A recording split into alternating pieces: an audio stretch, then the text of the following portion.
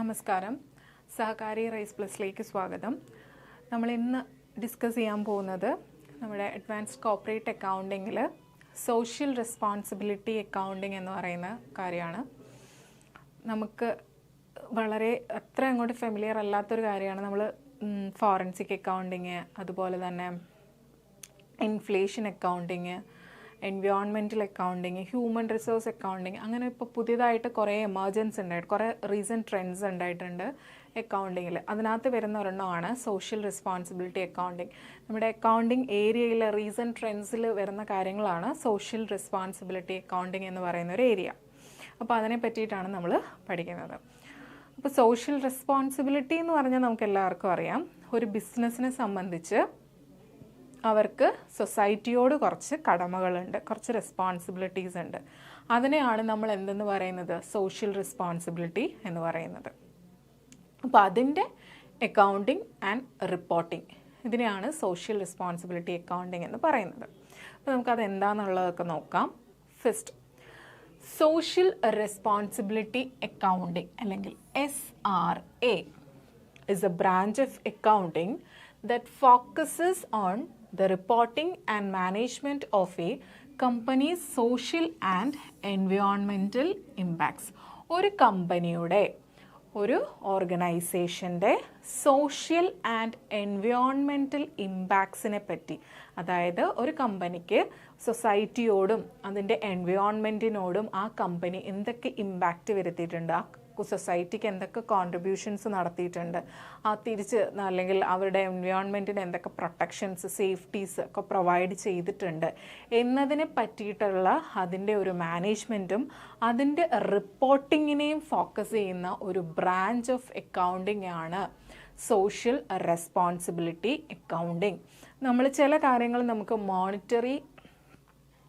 Value ചെയ്യാൻ പറ്റാത്ത കുറേ കാര്യങ്ങളുണ്ട്. അതായത് നമ്മൾ വരുത്തുന്ന എൻവയോൺമെൻറ്റൽ ഇമ്പാക്റ്റ്, നമ്മൾ ചിലപ്പോൾ പൊല്യൂട്ടഡ് ആക്കാറുണ്ട്, പൊല്യൂഷൻ കൺട്രോൾ ചെയ്യാറുണ്ട്. ഇതൊക്കെ എങ്ങനെ മോണിറ്ററി നമ്മൾ വാല്യൂ ചെയ്യും എന്നുള്ളതൊക്കെ അതെങ്ങനെ റിപ്പോർട്ട് ചെയ്യും എന്നുള്ളതിനെയൊക്കെ പറ്റി പറയുന്ന അക്കൗണ്ടിങ്ങിൻ്റെ ഒരു ശാഖയാണ് എന്തെന്ന് പറയുന്നത്, സോഷ്യൽ റെസ്പോൺസിബിലിറ്റി അക്കൗണ്ടിങ്. അപ്പോൾ it's A branch of accounting. ഇതിനകത്ത് എന്താ ഫോക്കസ് ചെയ്യുന്നത്, reporting and management of companies social and environmental impact. ഒരു കമ്പനി അവരുടെ സോഷ്യൽ ആൻഡ് എൻവയോൺമെൻറ്റൽ ഇമ്പാക്റ്റിന് സോഷ്യലി അല്ലെങ്കിൽ എൻവയോൺമെൻ്റലി എന്തൊക്കെ ഇമ്പാക്റ്റുകൾ വരുത്തിയിട്ടുണ്ട്, അതിൻ്റെ മാനേജ്മെൻറ്റ് ആൻഡ് റിപ്പോർട്ടിങ്ങിനെ പറ്റി പറയുന്നതാണ് സോഷ്യൽ റെസ്പോൺസിബിലിറ്റി അക്കൗണ്ടിങ് എന്ന് പറയുന്നത്. Okay, unlike traditional financial accounting which primarily deals with monetary transactions and financial performance, social responsibility accounting integrates non-financial information such as companies' contribution to social welfare, environmental sustainability and ethical practices. നമ്മുടെ traditional അക്കൗണ്ടിങ്ങിൽ എന്ത് കാര്യങ്ങളാണ് ചെയ്യുന്നത്, നമ്മുടെ monetary ട്രാൻസാക്ഷൻസും അല്ലെങ്കിൽ നമ്മുടെ financial പെർഫോമൻസും ഒക്കെ deal ചെയ്യുക എന്നുള്ളതാണ് നമ്മുടെ ട്രഡീഷണൽ അക്കൗണ്ടിങ് പ്രാക്ടീസസിൽ നമ്മൾ ചെയ്യുന്നത്.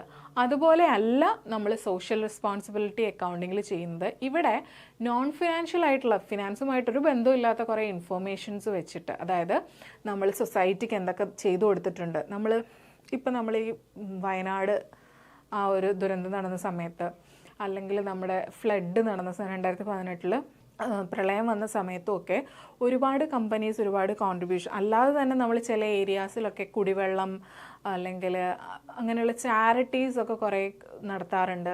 പിന്നെ കുറേ ആളുകൾക്ക് ഒരു പ്രദേശത്ത് ഒരു കമ്പനി സ്റ്റാർട്ട് ചെയ്യുമ്പോഴത്തേക്കും അവരിങ്ങനെ പറയാം, ആ പ്രദേശത്തുള്ളവർക്ക് ജോലി കൊടുക്കുക എന്നുള്ളതാണ് അവരുടെ പ്രയോറിറ്റി. പുറത്തുനിന്നുള്ള, ദൂരെ നിന്നുള്ളവരെ വിട്ടിട്ട് ആ പ്രദേശത്തുള്ള ആൾക്കാർക്ക് കൂടുതൽ തൊഴിലവസരങ്ങൾ കൊടുക്കുക. അങ്ങനെയുള്ള ഒരുപാട് കോൺട്രിബ്യൂഷൻസ് കുറേ കമ്പനീസ് ചെയ്യുന്നുണ്ട്.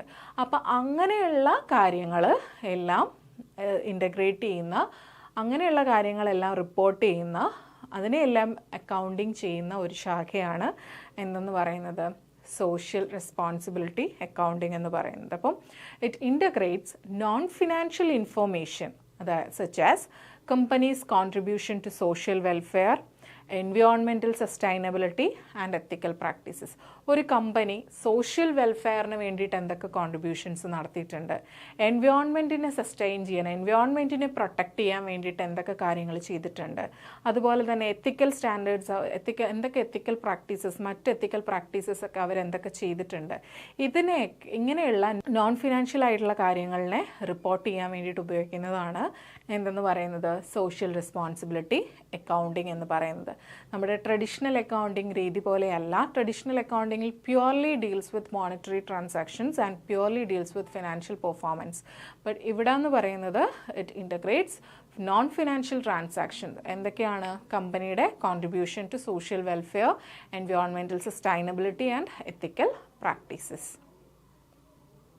ഇനി സോഷ്യൽ റെസ്പോൺസിബിലിറ്റി, ബിസിനസ്സിന് കുറേ സോഷ്യൽ റെസ്പോൺസിബിലിറ്റീസ് ഉണ്ട് എന്ന് പറയുന്നതല്ലാതെ എന്തൊക്കെയാണ് ഒരു ബിസിനസ്സിൻ്റെ സോഷ്യൽ റെസ്പോൺസിബിലിറ്റീസ് എന്നും കൂടി നമ്മൾ അറിഞ്ഞിരിക്കണം. ഒരു ബിസിനസ്സിന് അതിൻ്റെ സൊസൈറ്റിയോട് എന്തൊക്കെ റെസ്പോൺസിബിലിറ്റീസാണ് ഉണ്ടായിരിക്കേണ്ടത്. അപ്പോൾ സോഷ്യൽ റെസ്പോൺസിബിലിറ്റിയിൽ ആദ്യം വരുന്ന കാര്യമാണ് profitability. Okay, profitability. Business have a fundamental responsibility to be profitable as financial health is essential for survival, growth and the ability to contribute to society. ആദ്യത്തെ സോഷ്യൽ റെസ്പോൺസിബിലിറ്റി എന്ന് പറയുന്നത് ബിസിനസ് സ്വയം പ്രോഫിറ്റബിലിറ്റി ഉണ്ടാക്കുക എന്നുള്ളതാണ്. എൻവയോൺമെൻറ്റിനെയോ സൊസൈറ്റിയോ ദ്രോഹിക്കാതെ profitable ആയിരിക്കാം എന്ന് പറഞ്ഞാൽ ബിസിനസ്സിൻ്റെ ആദ്യത്തെ ഫണ്ടമെൻ്റൽ ആയിട്ടുള്ള റെസ്പോൺസിബിലിറ്റി എന്ന് പറയുന്നത് ആ ബിസിനസ്സിനോട് തന്നെയാണ് പ്രോഫിറ്റബിൾ ആയിരിക്കുക. എന്ന് വെച്ചാൽ അവർക്ക് സ്വയം സർവൈവ് ചെയ്ത് പോകാനും അവർക്ക് സ്വയം ഗ്രോത്ത് ഉണ്ടാവാനും, അവർ സർവൈവ് ചെയ്ത് അവർക്ക് ഗ്രോത്ത് ഉണ്ടായാലല്ലേ അവർക്ക് സൊസൈറ്റിക്ക് എന്തെങ്കിലും ചെയ്യാൻ പറ്റും. എൻ്റെ കയ്യിൽ ഒന്നുമില്ലാതെ എനിക്ക് സൊസൈറ്റിക്ക് വല്ലതും കൊടുക്കാൻ പറ്റുമോ? ഇല്ല. അപ്പോൾ ആദ്യം എന്ത് വേണം? സ്വയം നന്നാവണം. കുറച്ച് സ്വന്തമായിട്ട് കുറച്ച് ഗ്രോത്ത് ഉണ്ടായാൽ മാത്രമേ എനിക്കത് മറ്റുള്ളവരിലേക്ക് എത്തിക്കാൻ പറ്റൂ, കോൺട്രിബ്യൂഷൻസ് നടത്താൻ പറ്റത്തുള്ളൂ. അപ്പോൾ ആദ്യം വേണ്ടത് സ്വന്തമായിട്ട് പ്രോഫിറ്റബിലിറ്റി ഉണ്ടാക്കാനുള്ള, മറ്റുള്ളവരെ ദ്രോഹിക്കാതെ എൻവയോൺമെൻറ്റിനെ പ്രൊട്ടക്റ്റ് ചെയ്തുകൊണ്ട് എൻവയോൺമെൻറ്റിനെ ഒന്നും ഹാം ചെയ്യാതെ സ്വയം പ്രോഫിറ്റബിൾ ആകുക എന്നുള്ളതാണ് ആദ്യത്തെ റെസ്പോൺസിബിലിറ്റി എന്ന് പറയുന്നത്. First one, profitability. Business have a fundamental responsibility to profitable as financial health is essential for survival, growth and the ability to contribute to the society. സൊസൈറ്റിയിലേക്ക് കോൺട്രിബ്യൂട്ട് ചെയ്യണമെങ്കിൽ ആദ്യം അവർക്ക് സർവൈവ് ചെയ്യണം, അവർക്ക് ഗ്രോത്ത് ഉണ്ടാവണം. അപ്പോൾ അത് വളരെ എസെൻഷ്യലാണ് ഫിനാൻഷ്യൽ ഹെൽത്ത് എന്ന് പറയുന്നത്. അപ്പോൾ ബിസിനസ്സിൻ്റെ ഫണ്ടമെൻ്റൽ റെസ്പോൺസിബിലിറ്റി എന്ന് പറയുന്നത് എന്താണ്? പ്രോഫിറ്റബിലിറ്റി. രണ്ടാമത്തെ റെസ്പോൺസിബിലിറ്റി, അടുത്ത റെസ്പോൺസിബിലിറ്റിയാണ് ജോബ് ക്രിയേഷൻ. എന്ന് വെച്ചാൽ എംപ്ലോയ്മെൻറ്റ് ഓപ്പർച്യൂണിറ്റി കൊടുക്കുക. നമ്മുടെ സൊസൈറ്റിക്ക് ചില കമ്പനീസ് കാണാറുണ്ട്, BPO സർവീസാണ് അല്ലേ, ഇവിടെ കമ്പനി ഫങ്ഷൻ ചെയ്തിട്ട് പുറത്തുള്ള ആൾക്കാരെ വെച്ചിട്ട്, അത് പുറത്ത് വേറെ രാജ്യങ്ങളിലുള്ള ആളുകളെയൊക്കെ വെച്ചിട്ട് വർക്ക് ചെയ്യിപ്പിക്കാറുണ്ട്. അപ്പോൾ അങ്ങനെയൊക്കെ ചെയ്യാതെ നമുക്ക് നമ്മുടെ സൊസൈറ്റിയിൽ തന്നെ ഉള്ള കുറേ ആൾക്കാർക്ക് ജോബ് ഓപ്പർച്യൂണിറ്റീസ് പ്രൊവൈഡ് ചെയ്ത് കൊടുക്കുക എന്നുള്ളതാണ് അടുത്ത ഒരു social responsibility. Job creation, providing employment opportunities and contributing to the economy through job creation is a primary economic responsibility. എന്താ? എംപ്ലോയ്മെൻറ്റ് ഓപ്പർച്യൂണിറ്റീസ് പ്രൊവൈഡ് ചെയ്തുകൊണ്ട് നമ്മുടെ എക്കോണമിയിലോട്ട്, അതായത് നമ്മുടെ നാട്ടിലുള്ള ആളുകൾക്ക് ജോലി കൊടുക്കുന്നത് വഴി നമ്മുടെ എക്കോണമിയിലോട്ടൊരു കോൺട്രിബ്യൂഷൻ ഉണ്ടാവുകയാണല്ലോ. അവർ ടാക്സ് അടയ്ക്കുമ്പോൾ നമ്മുടെ എക്കോണമിക്ക് നല്ലതാണ് അല്ലേ? അപ്പോൾ അതുപോലെ നമ്മുടെ ആളുകൾക്ക് എംപ്ലോയ്മെൻറ്റ് ഓപ്പർച്യൂണിറ്റീസ് പ്രൊവൈഡ് ചെയ്തുകൊണ്ട് ജോബ് ക്രിയേഷൻസ് നടത്തുക എന്നുള്ളതാണ് അടുത്ത ഒരു റെസ്പോൺസിബിലിറ്റി എന്ന് പറയുന്നത്. അടുത്ത റെസ്പോൺസിബിലിറ്റി എന്ന് പറയുന്നത് compliance with laws and regulations.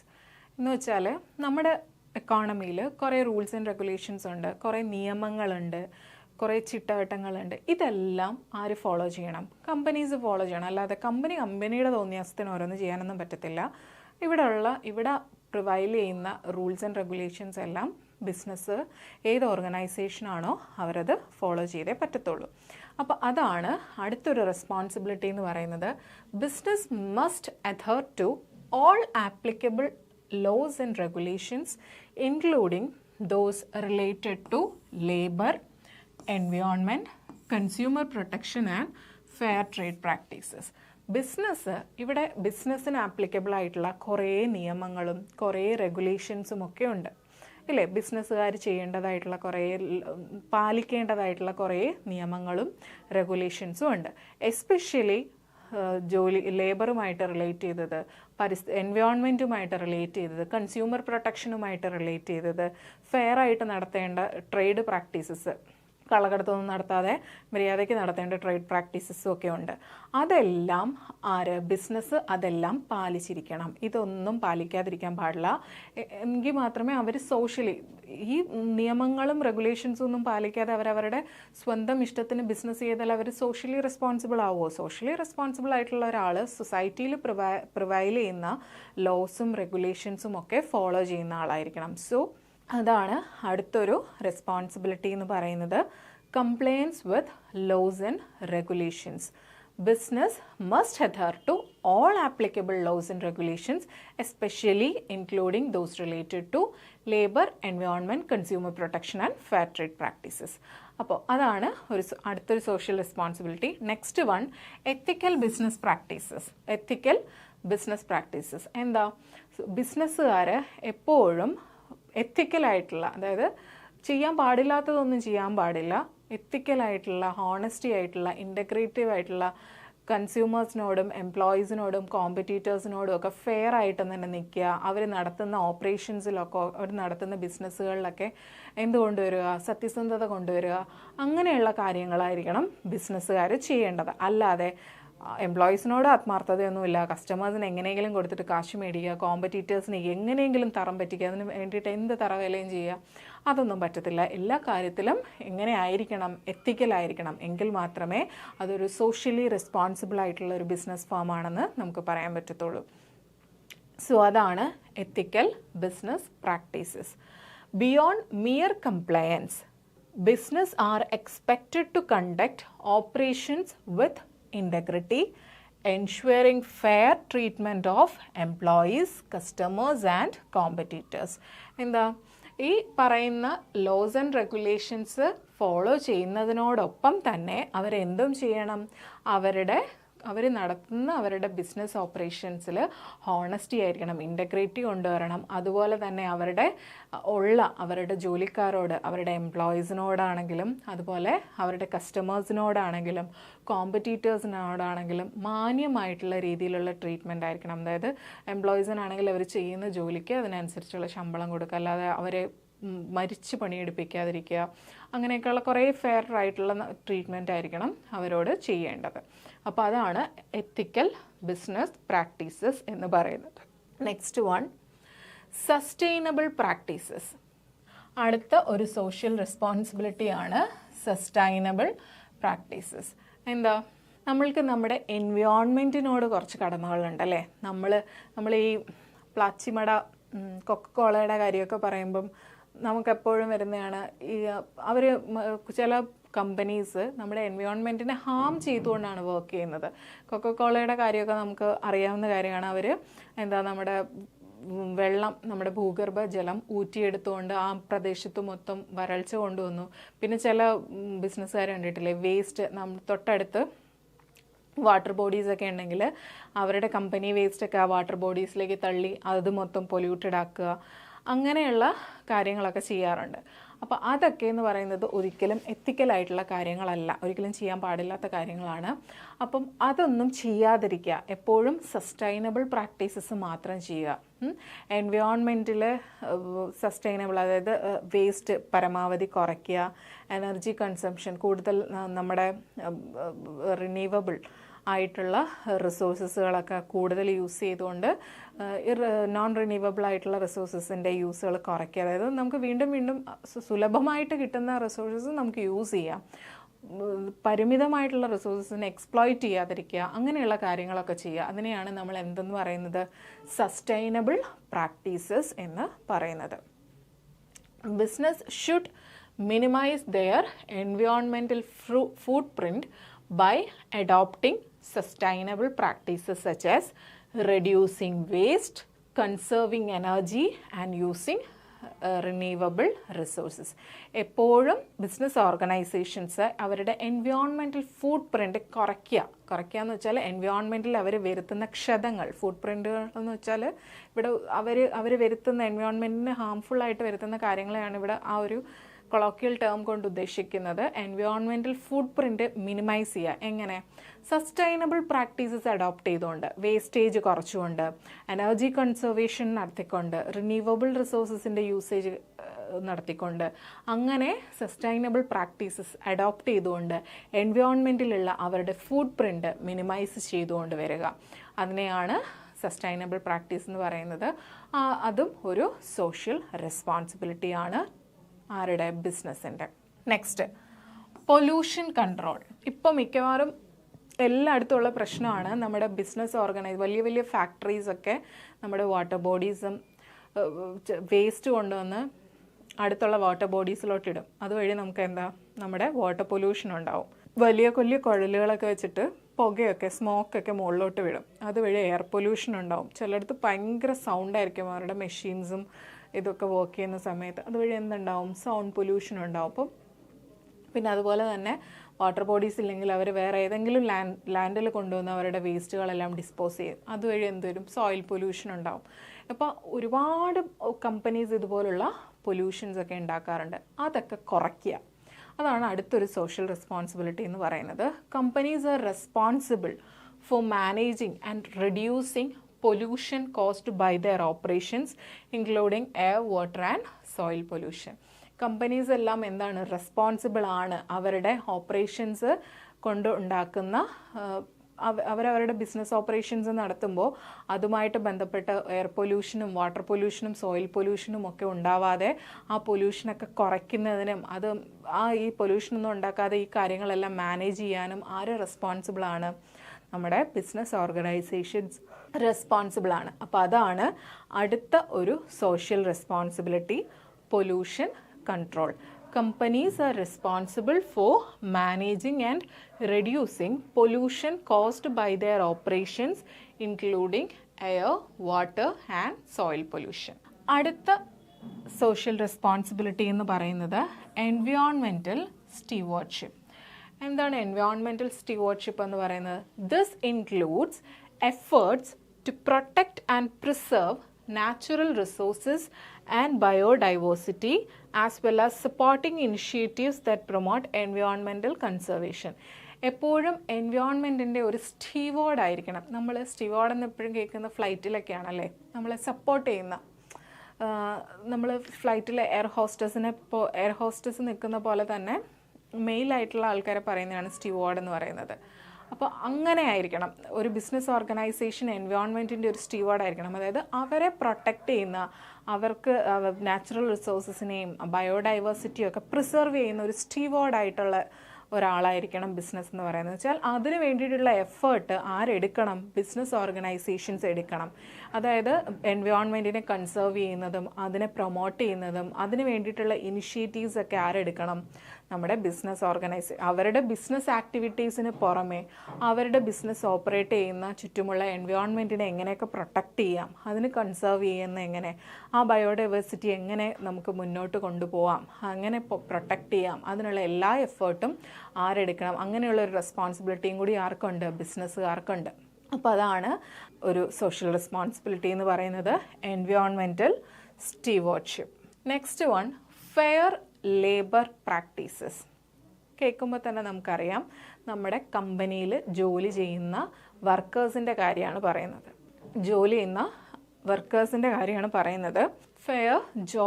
Fair labour practices. അതായത് നമ്മുടെ ബിസിനസ് ഓർഗനൈസേഷനിൽ ഒരുപാട് സ്റ്റാഫുകൾ കാണും, ഒരുപാട് എംപ്ലോയീസ് കാണും, ഒരുപാട് ലേബേഴ്സ് കാണും. അവർക്കൊക്കെ അവർ ചെയ്യുന്ന ജോലിക്ക് ഫെയർ ആയിട്ടുള്ള വേതനം കൊടുക്കുക, വേജസ് കൊടുക്കുക, അവർക്ക് നല്ല വർക്കിംഗ് കണ്ടീഷൻ, റിസ്ക് ഒന്നും വരാതെ അവരുടെ ലൈഫിനും എല്ലാത്തിനും സെക്യൂരിറ്റീസ് കൊടുക്കുന്ന വർക്കിംഗ് കണ്ടീഷൻസ് കൊടുക്കുക. അതുപോലെ തന്നെ അവർക്ക് കുറേ അവകാശങ്ങളും കാര്യങ്ങളും ഒക്കെ ഉണ്ടാവും, അതിനെയൊക്കെ നമ്മൾ ബഹുമാനിക്കുക. അതുപോലെ തന്നെ അവരെ ഹറാസ് ചെയ്യാതിരിക്കുക, അവരുടെ ഇടയിലൊരു ഡിസ്ക്രിമിനേഷൻ കൊണ്ടുവരാതിരിക്കുക. അങ്ങനെയുള്ള കുറേ കാര്യങ്ങൾ ബിസിനസ്സുകാർ ചെയ്യേണ്ടതായിട്ടുണ്ട്. അതിനെയാണ് നമ്മൾ എന്തെന്ന് പറയുന്നത്? Fair labour practices. അപ്പോൾ ഒരു ബിസിനസ്സുകാർ ചുമ്മാ കുറേ ആൾക്കാർ ജോലിക്ക് വെച്ചാൽ പോരാ, അവരോടും കുറേ റെസ്പോൺസിബിലിറ്റി അവർക്കുണ്ട്. എന്താണ്, അവർക്ക് കറക്റ്റായിട്ടുള്ള വേജ് കൊടുക്കുക, അവർക്ക് നല്ല വർക്കിംഗ് കണ്ടീഷൻസ് കൊടുക്കുക, അവരുടെ റൈറ്റ്സിന് റെസ്പെക്റ്റ് ചെയ്യുക, അവരെ ഡിസ്ക്രിമിനേഷൻ കൊണ്ടുവരാതിരിക്കുക. അതായത് കാസ്റ്റിൻ്റെ ഡിസ്ക്രിമിനേഷൻ, ജെൻഡർ ഡിസ്ക്രിമിനേഷൻ അങ്ങനെയൊക്കെ കൊണ്ടുവരാറുണ്ടല്ലോ ചിലർ. കൂടുതൽ മെയിൽ വർക്കേഴ്സിന് കൂടുതൽ പ്രിഫറൻസ് കൊടുക്കും. അങ്ങനെയൊന്നും ചെയ്യാതിരിക്കുക, ഹറാസ് ചെയ്യാതിരിക്കുക. അങ്ങനെയുള്ള കുറേ ഫെയർ ആയിട്ടുള്ള കുറേ കാര്യങ്ങൾ ബിസിനസ്സുകാർ ചെയ്യണം. അപ്പം അതിനെയാണ് ഫെയർ ലേബർ പ്രാക്ടീസസ് എന്ന് പറയുന്നത്. Ensuring fair wages, safe working condition, respect for workers rights, freedom from discrimination and harassment. ഇങ്ങനെയുള്ള കാര്യങ്ങളൊക്കെ ബിസിനസ് ശ്രദ്ധിക്കുക. അപ്പോൾ അതാണ് വർക്കേഴ്സിനോടുള്ള റെസ്പോൺസിബിലിറ്റിയാണത്. Next, employee wellbeing. നമ്മുടെ ഓർഗനൈസേഷനിലുള്ള എംപ്ലോയിയുടെ വെൽബീയിങ്ങിന് വേണ്ടിയിട്ട് നമ്മൾ പ്രവർത്തിക്കുക. അതായത് അവർക്ക് പ്രൊഫഷണലി അവർക്ക് ജോലി കൊടുത്തു എന്ന് വെച്ച് അവരുടെ പ്രൊഫഷണൽ കരിയർ അവിടെ നിന്ന് പോകരുത് അല്ലേ. അവർക്ക് പ്രൊഫഷണലി ഡെവലപ്പ് ചെയ്യാനുള്ള ഓപ്പർച്യൂണിറ്റീസ്, ട്രെയിനിങ്ങുകൾ, കാര്യങ്ങളൊക്കെ നമ്മൾ കൊടുക്കുക. അതുപോലെ തന്നെ അവർക്ക് നല്ലൊരു വർക്ക് എൻവയോൺമെൻറ്റ് പ്രൊവൈഡ് ചെയ്ത് കൊടുക്കുക. എങ്കിൽ മാത്രമേ അവരവിടെ നിലനിന്ന് പോകത്തുള്ളൂ. അവർക്ക് പ്രൊഫഷണലി ഡെവലപ്പ് ചെയ്യാൻ നമ്മളൊരിക്കലും നമ്മുടെ ബിസിനസ്, നമ്മുടെ നേട്ടം മാത്രം നോക്കാതെ നമ്മുടെ കൂടെ നിൽക്കുന്ന നമ്മുടെ എംപ്ലോയീസിൻ്റെയും കൂടി നല്ല വെൽബീയിങ്ങിന് വേണ്ടി പരിശ്രമിക്കുക. അവർക്ക് നല്ല ബെനിഫിറ്റ് കൊടുത്തുകൊണ്ട്, അവർക്ക് നല്ല പ്രൊഫഷണൽ ഡെവലപ്മെൻറ്റ് ഓപ്പർച്യൂണിറ്റീസ് പ്രൊവൈഡ് ചെയ്തുകൊണ്ട്, നല്ല വർക്ക് എൻവയോൺമെൻറ്റ് കൊടുത്തുകൊണ്ട് അവരുടെ വെൽബീയിങ്ങിന് വേണ്ടിയിട്ടും കൂടി നമ്മൾ സപ്പോർട്ട് ചെയ്യാം. അപ്പോൾ അതാണ് അടുത്തൊരു എംപ്ലോയീസിനോടുള്ളൊരു റെസ്പോൺസിബിലിറ്റി എന്ന് പറയുന്നത്. പ്രൊവൈഡിങ് ബെനിഫിറ്റ്സ്, അവർക്ക് ബെനിഫിറ്റ്സ് പ്രൊവൈഡ് ചെയ്ത് കൊടുക്കുക, പ്രൊഫഷണൽ ഡെവലപ്മെൻറ്റ് ഓപ്പർച്യൂണിറ്റീസ് കൊടുക്കുക, അതുപോലെ തന്നെ ഒരു പോസിറ്റീവ് വർക്ക് എൻവയോൺമെൻറ്റ് കൊടുക്കുക. ഇതൊക്കെ അവരെ എന്തിന് ഹെൽപ്പ് ചെയ്യും? ആ എംപ്ലോയീസിൻ്റെ വെൽബീയിങ്ങിന് സപ്പോർട്ട് ചെയ്യാൻ വേണ്ടിയിട്ട് ഹെൽപ്പ് ചെയ്യും. അടുത്തതെന്ന് പറയുന്നത് ഇൻറ്റഗ്രിറ്റി ആൻഡ് ട്രാൻസ്പെറൻസി. എന്താ, നമ്മൾ ബിസിനസ്സുകാർ അവർ ചെയ്യുന്ന ആ ബിസിനസ്സിൽ എന്ത് കൊണ്ടുവരിക? ഹോണസ്റ്റി കൊണ്ടുവരിക. അതായത് നമുക്ക് ഒരുപാട് സ്റ്റേക്ക് ഹോൾഡേഴ്സ് കാണും, നമ്മളുമായിട്ട് റിലേറ്റ് ചെയ്ത് നിൽക്കുന്ന ഒരുപാട് ഡിപ്പെൻഡൻറ്റ് പാർട്ടീസ് കാണും. ഇവരെയൊക്കെ പറ്റിക്കാതെ കറക്റ്റായിട്ടുള്ള ഇൻഫോർമേഷൻസ്, ഹോണസ്റ്റി ആയിട്ടുള്ള സത്യസന്ധമായിട്ടുള്ള ഇൻഫോർമേഷൻസ് അവർക്ക് പാസ് ചെയ്യാം. എല്ലാ കാര്യത്തിലും ട്രാൻസ്പെറൻസി കൊണ്ടുവരിക. എല്ലാം സുതാര്യമായിരിക്കണം, ഒരു ഒളിച്ചുകളികളൊന്നും ഇല്ലാതെ എല്ലാം ക്ലിയർ കട്ടായിട്ട് എല്ലാ കാര്യങ്ങളും അറിയേണ്ടവരെയൊക്കെ അറിയിച്ച് എല്ലാം നല്ല ഡിസെപ്റ്റീവായിട്ടുള്ള, നല്ല എല്ലാ വേണ്ടാത്ത കാര്യങ്ങളൊക്കെ അവോയ്ഡ് ചെയ്തിട്ട് നല്ല പ്രാക്ടീസസ് മാത്രം കൊണ്ടുവരിക.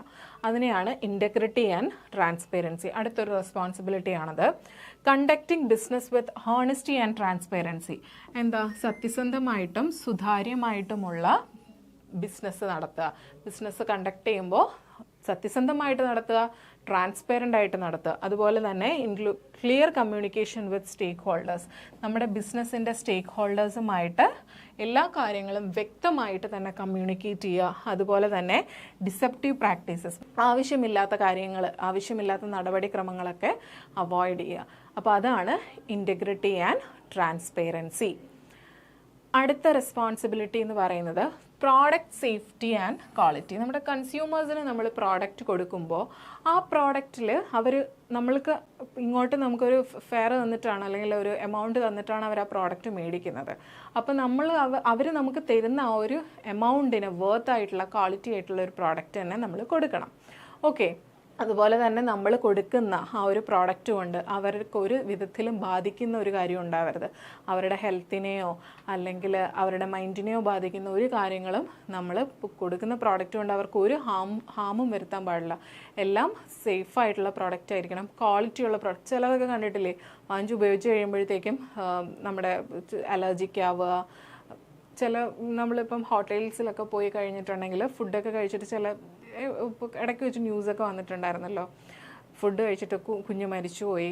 അതുപോലെ തന്നെ നമ്മൾ ഷവർമ കഴിച്ചിട്ട് ആൾ മരിച്ചുപോയി എന്നൊക്കെ പറഞ്ഞിട്ട് നമ്മൾ കേട്ടിട്ടുണ്ട്. അപ്പം നമുക്ക് ഇങ്ങോട്ട് അവർ നമ്മുടെ നിന്ന് കാശ് നിന്ന് മേടിച്ചിട്ട് പോകുമ്പോൾ നമ്മൾ അങ്ങോട്ട് കൊടുക്കുന്ന ആ ഒരു പ്രോഡക്റ്റിൽ നമ്മൾ സേഫ്റ്റിയും ക്വാളിറ്റിയും എൻഷുർ ചെയ്തിരിക്കണം. അതും ഒരു റെസ്പോൺസിബിലിറ്റിയാണ്.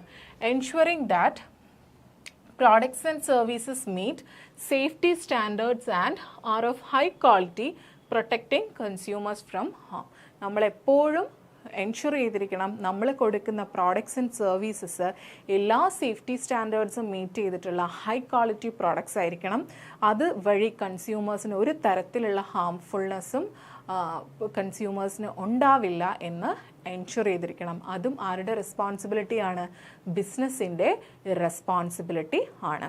ഓക്കെ, അപ്പോൾ അതാണ് അടുത്തത്, product safety and quality. Next, corporate governance.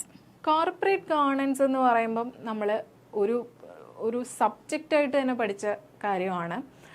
നമ്മൾ കോർപ്പറേറ്റ് ഗവേണൻസ് എന്ന് പറയുമ്പോൾ നമ്മുടെ ബിസിനസ് ഓർഗനൈസേഷനിൽ നടത്തുന്ന ഗവേണൻസ് പ്രാക്ടീസസ്, അതായത് ബിസിനസ് നടത്തിക്കൊണ്ട് പോകുന്ന ഒരു ഗവൺമെൻറ് എന്ന് പറഞ്ഞാൽ അറിയാമല്ലോ, ഒരു നടത്തിപ്പ് വശം, അതായത് അവിടെ എങ്ങനെയൊക്കെ അവിടുത്തെ റൂളുകൾ എങ്ങനെയാണ്, അവിടുത്തെ ഭരണം എങ്ങനെയാണ്. ആ കോർപ്പറേറ്റ് ഗവേണൻസ് എന്ന് പറയുന്നതിന് അവിടുത്തെ ഭരണത്തിന് അടിസ്ഥാനപ്പെടുത്തിയിരിക്കും ആ ബിസിനസ്സിൻ്റെ നടത്തിപ്പുകളും അവിടുത്തെ ഫെയർനെസ്സും അവിടുത്തെ അക്കൗണ്ടബിലിറ്റിയും അവിടുത്തെ ഡിസിഷനും ഒക്കെ അവിടുത്തെ ഗവേണൻസിനെ ബേസ് ചെയ്തായിരിക്കുന്നത്.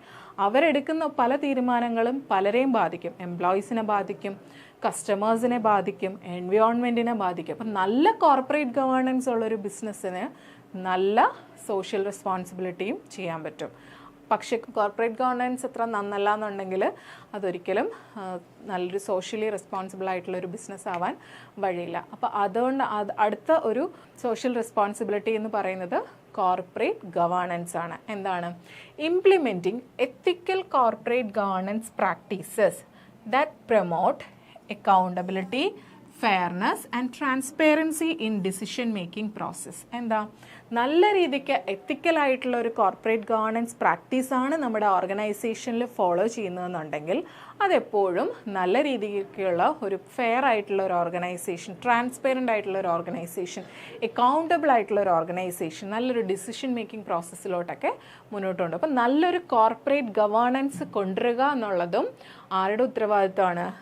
ബിസിനസ്സിൻ്റെ ഉത്തരവാദിത്തമാണ്. Towards society, towards employees, towards customers, ആരുടെ വേണമെങ്കിലും പറയാം. ഓക്കെ, അപ്പോൾ അടുത്ത ഒരു സോഷ്യൽ റെസ്പോൺസിബിലിറ്റി എന്ന് പറയുന്നത് ചാരിറ്റബിൾ കോൺട്രിബ്യൂഷൻസ് ആണ്. ഇപ്പോൾ നമ്മൾ മിക്കപ്പോഴൊക്കെ പത്രത്തിലും ഇവിടെയും അതുവഴിയൊക്കെ നമ്മൾ അറിയുന്നതാണ്. ചില ബിസിനസ്സുകാർ ചാരിറ്റി, എഡ്യൂക്കേഷന് വേണ്ടിയിട്ടാണെങ്കിലും ഹെൽത്ത് കെയറിന് വേണ്ടിയിട്ടാണെങ്കിലും സോഷ്യൽ സർവീസസ്, ചിലർ നമ്മൾ കേൾക്കാറില്ല. ഇപ്പോൾ വയനാട് തന്നെ ചില ബിസിനസ് ഓർഗനൈസേഷൻ ഇത്ര വീട് വെച്ച് കൊടുക്കാം, അല്ലെങ്കിൽ ഇത്ര എമൗണ്ട് കോൺട്രിബ്യൂട്ട് ചെയ്തു, ചില കുട്ടികളെ ഇവർ സ്പോൺസർ ചെയ്ത് പഠിപ്പിക്കാറുണ്ട്.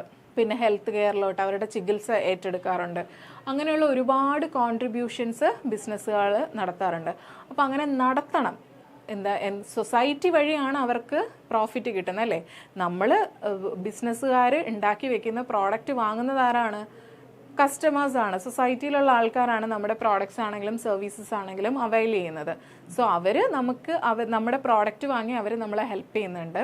അപ്പോൾ അതുകൊണ്ട് അതിനകത്തുനിന്ന് കിട്ടുന്ന പ്രോഫിറ്റിൻ്റെ ഒരു ഭാഗം അവർക്ക് വേണ്ടി തന്നെ ഉപയോഗിക്കുക. അതിന് വേണ്ടിയിട്ടാണ് ചാരിറ്റി എന്ന് പറയുന്നൊരു സാധനം കൊണ്ടുവന്നേക്കുന്നത്.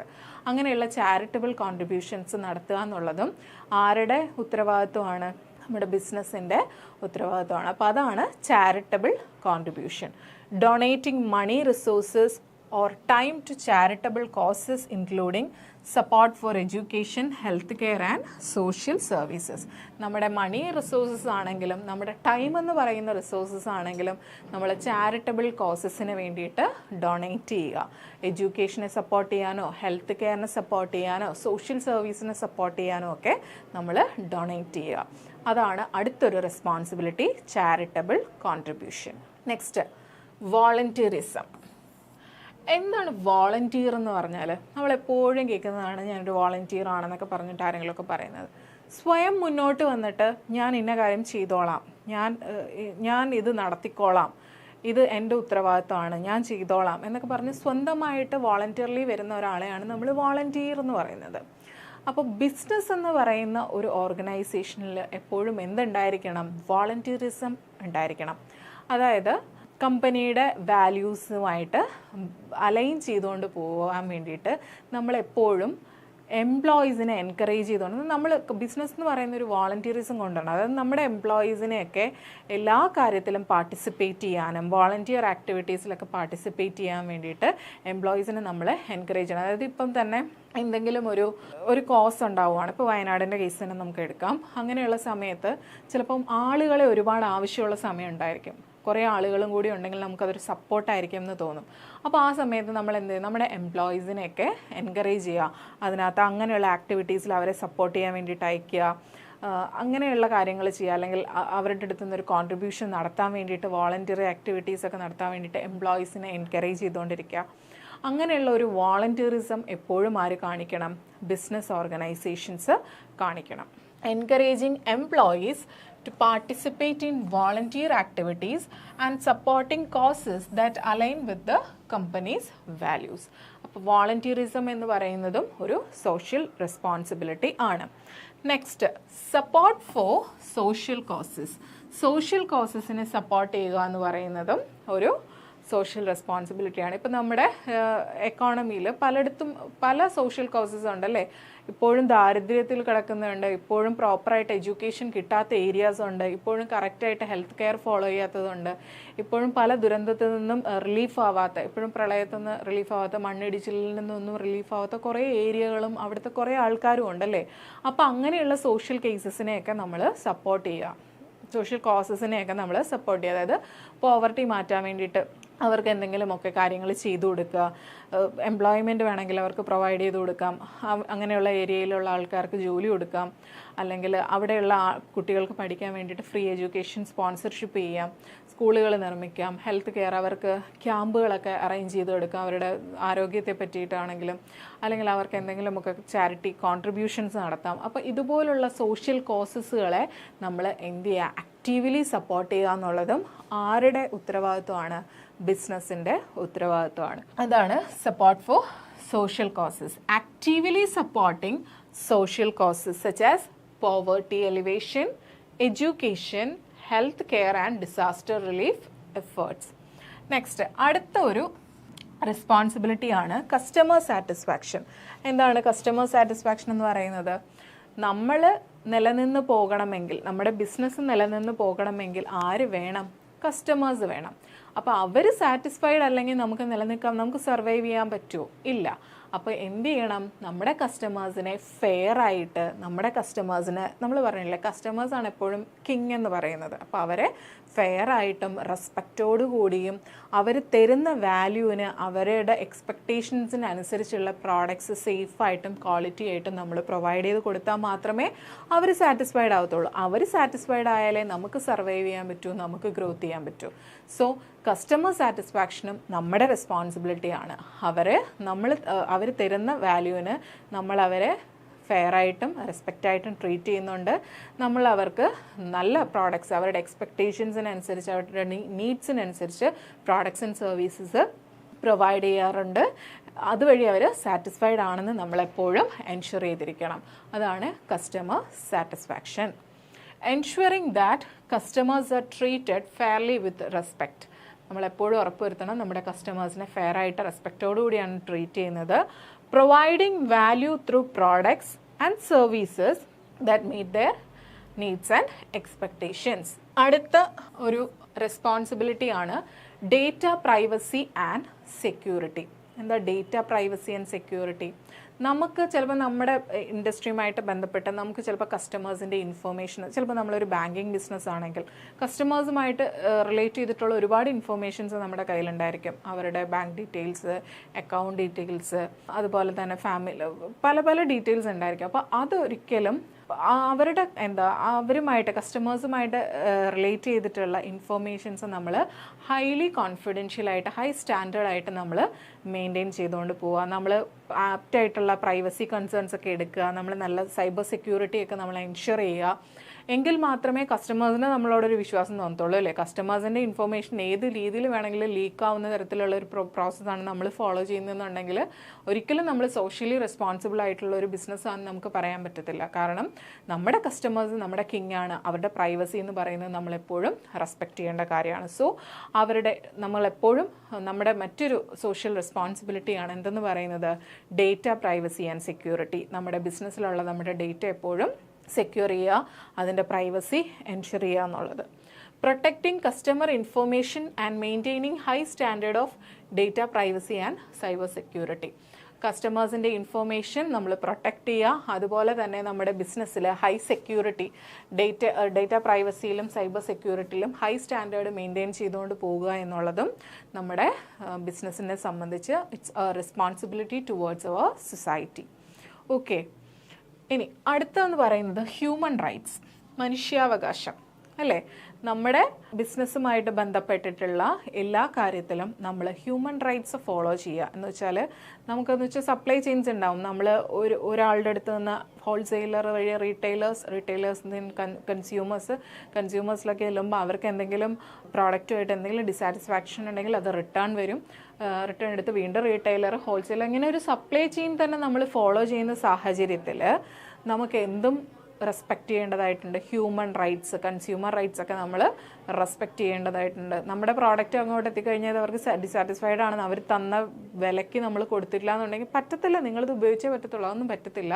ഇവിടെ ഹ്യൂമൻ റൈറ്റ്സും കൺസ്യൂമർ റൈറ്റ്സും കാര്യങ്ങളും എല്ലാം ഉണ്ട്. അപ്പോൾ അതിനെ റെസ്പെക്റ്റ് ചെയ്യുക, അതിനെ പ്രൊമോട്ട് ചെയ്യുക എന്നുള്ളതും ആരുടെ റെസ്പോൺസിബിലിറ്റിയാണ്? നമ്മുടെ ബിസിനസ്സിൻ്റെ റെസ്പോൺസിബിലിറ്റിയാണ്. അപ്പോൾ അതാണ് ഹ്യൂമൻ റൈറ്റ്സിൽ പറയുന്നത്. Respecting and promoting human rights across all operations, particularly in global supply chains. Supply ചെയിൻസിൽ വരുന്ന ഓപ്പറേഷൻസിലെല്ലാം നമ്മൾ എന്ത് ഹ്യൂമൻ റൈറ്റ്സ് റെസ്പെക്റ്റ് ചെയ്യുകയും അതിനെ പ്രൊമോട്ട് ചെയ്യുകയും ചെയ്യാം. Okay, next sustainable development goals, SDGs. അതായത് നമ്മുടെ നമുക്ക് ഗ്ലോബലായിട്ടുള്ള കുറേ ഇഷ്യൂസ് ഉണ്ട് മൊത്തത്തിൽ. അതായത് നമ്മളിപ്പം വർക്ക് ചെയ്യുന്ന ഒരു എക്കോണമിയിലല്ല, ഇപ്പം നമ്മുടെ ബിസിനസ് എന്ന് പറയുന്ന ഒരു പെർട്ടിക്കുലർ ഏരിയയിലായിരിക്കും നിൽക്കുന്നത്. ആ ഏരിയയിൽ കുറച്ച് പ്രശ്നങ്ങൾ കാണും. അതിനെപ്പറ്റിയല്ല പറയുന്നത്, ഗ്ലോബലി നിൽക്കുന്ന കുറേ ഇഷ്യൂസ് ഉണ്ടായിരിക്കുമല്ലോ. ഇപ്പം നമ്മുടെ രാജ്യം തന്നെ ഇപ്പോൾ പോവർട്ടിയിലാണ്, അല്ലെങ്കിൽ നമ്മുടെ ക്ലൈമാറ്റിക് ചേഞ്ച് കൊണ്ട് നമ്മുടെ ആ ഒരു ഗ്ലോബൽ തന്നെ വലിയൊരു ചലഞ്ച് ഫേസ് ചെയ്യുന്ന സാഹചര്യത്തിൽ അതിനെ ഡെവലപ്പ് ചെയ്തുകൊണ്ട് വരാൻ, ആ ഒരു കാര്യത്തിനെ മാറ്റാൻ വേണ്ടിയിട്ടുള്ള ഇനിഷ്യേറ്റീവ്സ്, അതായത് അതിനെ നമ്മൾ പറയുന്നത് ഗ്ലോബൽ ഇനിഷ്യേറ്റീവ്സ് എടുക്കുക എന്നുള്ളതാണ്. അതിന് വേണ്ടിയിട്ടും നമ്മുടെ ബിസിനസ് അതിനെ സപ്പോർട്ട് ചെയ്യുന്ന തരത്തിലും നമ്മളുടെ ബിസിനസ് പ്രാക്ടീസ് അതിനനുസരിച്ച് അലൈൻ ചെയ്യുക. എന്നുവെച്ചാൽ അവർക്കും കൂടി സപ്പോർട്ട് പോകുന്ന തരത്തിൽ നമ്മുടെ ബിസിനസ് പ്രാക്ടീസസുകളിലൊക്കെ മാറ്റങ്ങളൊക്കെ അനിവാര്യമാണെങ്കിൽ അത് കൊണ്ടുവരിക എന്നുള്ളതും നമ്മുടെ ഒരു റെസ്പോൺസിബിലിറ്റീസാണ്. Aligning business practices with global initiatives like United Nations sustainable development goals which aim to address global challenges such as poverty, inequality and climatic change. ചില സമയത്ത് ഗവൺമെൻറ്റ്സ് ഒക്കെ പറയാറുണ്ട്, ഇങ്ങനെ വലിയ എന്തെങ്കിലും ഒരു ഗ്ലോബൽ ആയിട്ടുള്ള ഒരു ഇഷ്യൂ വരുന്ന സമയത്ത് ഇനി മുതൽ കമ്പനീസ് ഇങ്ങനെ വേണം പെർഫോം ചെയ്യാൻ, ഇത്ര കോൺട്രിബ്യൂഷൻസ് ഇങ്ങനെ അവരെന്തെങ്കിലുമൊക്കെ റൂൾസ് കൊണ്ടുവരാറുണ്ട്. അപ്പോൾ അതിനെ ഒന്നും എതിർക്കാതെ അവർ കൊണ്ടുവരുന്നത് ഈ ഒരു ഇഷ്യൂസിനെ മാറ്റിയെടുക്കാൻ വേണ്ടിയിട്ടായിരിക്കും അങ്ങനെയുള്ള റൂൾസ് കൊണ്ടുവരുന്നത്. അപ്പോൾ അതിനെ ഒന്നും എതിർക്കാതെ നമ്മുടെ ബിസിനസ് പ്രാക്ടീസസും അതിനനുസരിച്ച് അഡ്ജസ്റ്റ് ചെയ്ത് അലൈൻ ചെയ്ത് കൊണ്ടുവരിക. എന്നാൽ മാത്രമേ നമുക്ക് ഇതുപോലുള്ള ഗ്ലോബൽ ഇനിഷ്യേറ്റീവ്സിനെ നമുക്ക് സപ്പോർട്ട് ചെയ്യാൻ പറ്റത്തുള്ളൂ. ഓക്കെ, അപ്പോൾ അതിനെയാണ് സസ്റ്റൈനബിൾ ഡെവലപ്മെൻറ്റ് ഗോൾസ് എന്ന് പറയുന്നത്. അപ്പം പ്രധാനപ്പെട്ട ബിസിനസ്സിൻ്റെ സോഷ്യൽ റെസ്പോൺസിബിലിറ്റീസ് ഇത്രയുമാണ്. എല്ലാം ഒന്ന് അറിഞ്ഞിരിക്കുക, ഓരോന്നും എന്തൊക്കെയാണെന്നുള്ളതൊക്കെ ഒന്ന് അറിഞ്ഞിരിക്കുക. ഇനി ഈ ബിസിനസ്സിൻ്റെ ഒരു ബിസിനസ്സിൽ സോഷ്യൽ റെസ്പോൺസിബിലിറ്റി ഇമ്പോർട്ടൻ്റ് ആണെന്ന് പറയാനുള്ള കാര്യം, ഈ സോഷ്യൽ റെസ്പോൺസിബിലിറ്റീസ് ഒന്നും നമ്മൾ ഫോളോ ചെയ്തില്ലെങ്കിൽ ഇപ്പം എന്തെങ്കിലും കുഴപ്പമുണ്ടോ? അങ്ങനെ ഒരു ചോദ്യം നമ്മുടെ മനസ്സിലേക്ക് വരാം. ഇതൊക്കെ എനിക്കിപ്പോൾ ഇല്ല എന്ന് നമുക്ക് ഫോളോ ചെയ്യാൻ പറ്റുമോ? ഇതൊക്കെ ഫോളോ ചെയ്യുന്നത് കൊണ്ട് ബിസിനസ്സിന് കുറച്ച് നേട്ടങ്ങളുണ്ട്.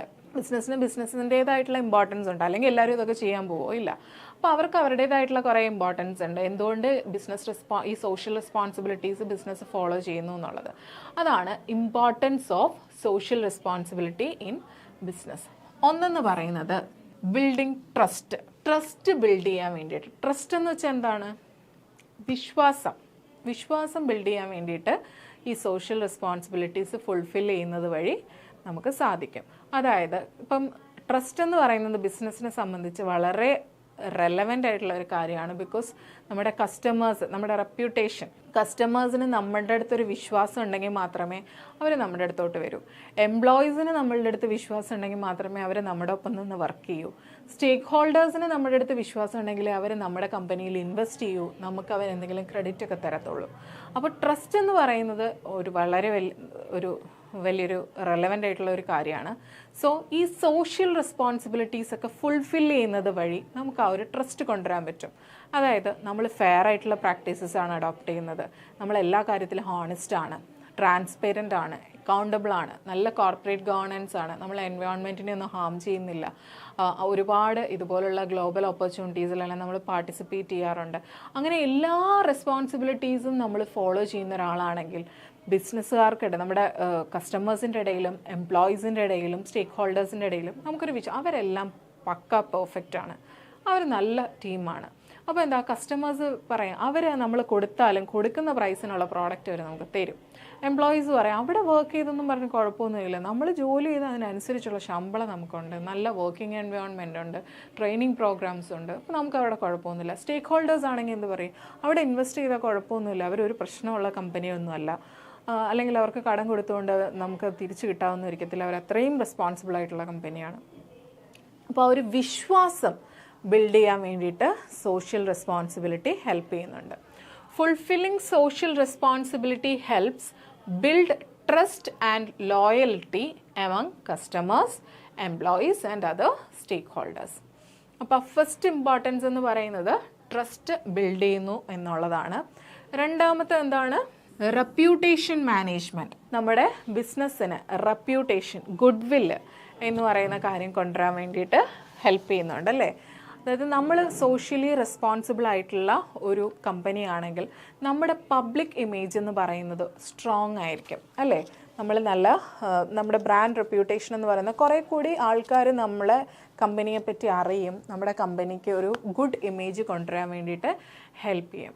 അപ്പോൾ എന്താ, നമ്മളിപ്പം ഈ ഒരു പ്രത്യേകം എന്തെങ്കിലും ഒരു നാച്ചുറൽ ഡിസാസ്റ്റർ ഉണ്ടാവുകയാണ്, അല്ലെങ്കിൽ എന്തെങ്കിലും ഒരു സോഷ്യൽ കോസ് ഉണ്ടാവുകയാണ്, ആ സമയത്ത് നമ്മുടെ കമ്പനി ഒരുപാട് ഹെൽപ്പ് ചെയ്യുന്നു, പോവേർട്ടി മാറ്റാൻ വേണ്ടിയിട്ട് സ്പോൺസർഷിപ്പ് നടത്തുന്നു, സ്കൂൾസിന് പിള്ളേരെ സ്പോൺസർ ചെയ്ത് പഠിപ്പിക്കുന്നു, നല്ല എംപ്ലോയീസിൻ്റെ അടുത്താണെങ്കിൽ ഫെയർ പ്രാക്ടീസസ്, കസ്റ്റമേഴ്സിനൊക്കെ നല്ല പ്രോഡക്ട്സ് കൊടുക്കുന്നു. അപ്പോൾ എന്താ, നമ്മൾ ഒരുപാട് സോഷ്യൽ റെസ്പോൺസിബിലിറ്റി ഫുൾഫിൽ ചെയ്യുന്നതിനനുസരിച്ച് നമ്മുടെ ഇമേജും എന്തായിക്കൊണ്ടിരിക്കും, ബൂസ്റ്റ് ചെയ്തുകൊണ്ടിരിക്കും, നല്ലൊരു ബെറ്റർ പബ്ലിക് ഇമേജിലോട്ട് നമ്മൾ പോവും, നല്ലൊരു ബ്രാൻഡ് റെപ്യൂട്ടേഷൻ നമുക്ക് ഉണ്ടാക്കിയെടുക്കാൻ പറ്റും. അപ്പോൾ സോഷ്യൽ റെസ്പോൺസിബിലിറ്റി എന്ന് പറയുന്ന ഒരു കീ ആണ് ഒരു റെപ്യൂട്ടേഷൻ ബിൽഡ് ചെയ്യാൻ വേണ്ടിയിട്ടുള്ള ഒരു കീയും കൂടിയാണ് ഫുൾഫില്ലിംഗ് സോഷ്യൽ റെസ്പോൺസിബിലിറ്റി എന്ന് പറയുന്നത്. അപ്പോൾ അതാണ് അടുത്തൊരു importance, reputation management. Companies known for their commitment to social responsibility often enjoy better public image and stronger brand reputation. അടുത്ത ഇമ്പോർട്ടൻസ് എന്ന് പറയുന്നത് ലോങ് ടേം സക്സസ്. എന്താ, സോഷ്യൽ റെസ്പോൺസിബിലിറ്റി ഫുൾഫിൽ ചെയ്യുന്നത് വഴി നമുക്കൊരു ലോങ് ടേം സസ്റ്റൈനബിലിറ്റി കിട്ടും, ഒരു ലോങ് ടേം സക്സസ് നമുക്ക് കിട്ടും. എന്ന് വെച്ചാൽ നമുക്ക് ഒരുപാട് സോഷ്യൽ ഇഷ്യൂസും എൻവയോൺമെൻറ്റൽ ഇഷ്യൂസൊക്കെ ഉണ്ടാകുന്ന സമയത്ത് നമ്മൾ അതിനകത്തോട്ട് എന്തെങ്കിലുമൊക്കെ കോൺട്രിബ്യൂട്ട് ചെയ്യുന്ന സമയത്ത് നമുക്കൊരു ട്രസ്റ്റും നമുക്കൊരു റെപ്യൂട്ടേഷനും ഒക്കെ കിട്ടും. അതുവഴി നമ്മുടെ കമ്മ്യൂണിറ്റീസിലും നമ്മുടെ എൻവയോൺമെൻറ്റിലും നമ്മൾ ഓപ്പറേറ്റ് ചെയ്യുന്ന ആ ഒരു എൻവയോൺമെൻറ്റിൽ നമ്മൾ കോൺട്രിബ്യൂട്ട് ചെയ്യുന്ന വഴി ആ ഒരു എൻവയോൺമെൻറ്റിൽ നമുക്കൊരു ഇമ്പാക്റ്റ് ഉണ്ടാക്കി എടുക്കാൻ പറ്റുന്നുണ്ടല്ലേ. നമ്മളിപ്പോൾ ഏത് എൻവയോൺമെൻറ്റിലാണ് നമ്മുടെ ബിസിനസ് ഓർഗനൈസേഷൻസ് നിൽക്കുന്നത്, അവിടത്തേക്ക് നമ്മളൊരു കോൺട്രിബ്യൂഷൻ നടത്തുകയാണ്, അവിടെയുള്ള ആളുകൾക്ക് നമ്മൾ ജോലി കൊടുക്കുകയാണ്, അവിടെ എന്തെങ്കിലും പ്രശ്നങ്ങളുണ്ടെങ്കിൽ അത് നമ്മൾ പരിഹരിക്കാൻ വേണ്ടിയിട്ട് നമ്മൾ കോൺട്രിബ്യൂഷൻസ് നടത്തുകയാണ്, ഡൊണേഷൻസ് നടത്തുകയാണ്, അവിടെയുള്ള കുട്ടികൾക്ക് നമ്മൾ സ്പോൺസർഷിപ്പ് കൊടുക്കുകയാണ്. അങ്ങനെയുണ്ടെങ്കിൽ ആ ഒരു എൻവയോൺമെൻറ്റ് എന്ന് പറയുന്നത് എപ്പോഴും നമുക്ക് ഒരു ലോങ് ടേം സസ്റ്റൈനബിൾ ആയിട്ടുള്ള എൻവയോൺമെൻറ്റ്, അവരെപ്പോഴും നമ്മളൊരു കടപ്പെട്ടിരിക്കും എന്ന് പറയില്ലേ, അങ്ങനെ ആയിരിക്കും അല്ലേ. നമുക്ക് അവിടെ ഒരു ലോങ് ടേം ആയിട്ടുള്ളൊരു നിലനിൽപ്പ്, അവിടെ ഒരു സക്സസ് നമുക്ക് ഉണ്ടാവും. അതാണ് അടുത്തൊരു ഇമ്പോർട്ടൻസ് എന്ന് പറയുന്നത്.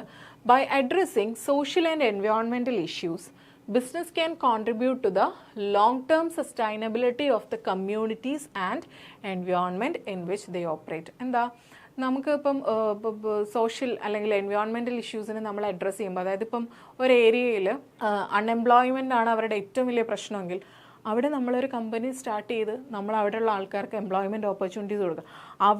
അവിടെ അവർ വർക്ക് ചെയ്യുന്ന കാലത്തോളം നമുക്കവിടെ സസ്റ്റൈനബിലിറ്റി ആയി അല്ലേ. അപ്പോൾ അതുപോലുള്ള ലോങ് ടേം സക്സസ്സൊക്കെ നമുക്ക് അച്ചീവ് ചെയ്യാൻ പറ്റും by fulfilling such social responsibility towards our society and environment. Next, risk mitigation.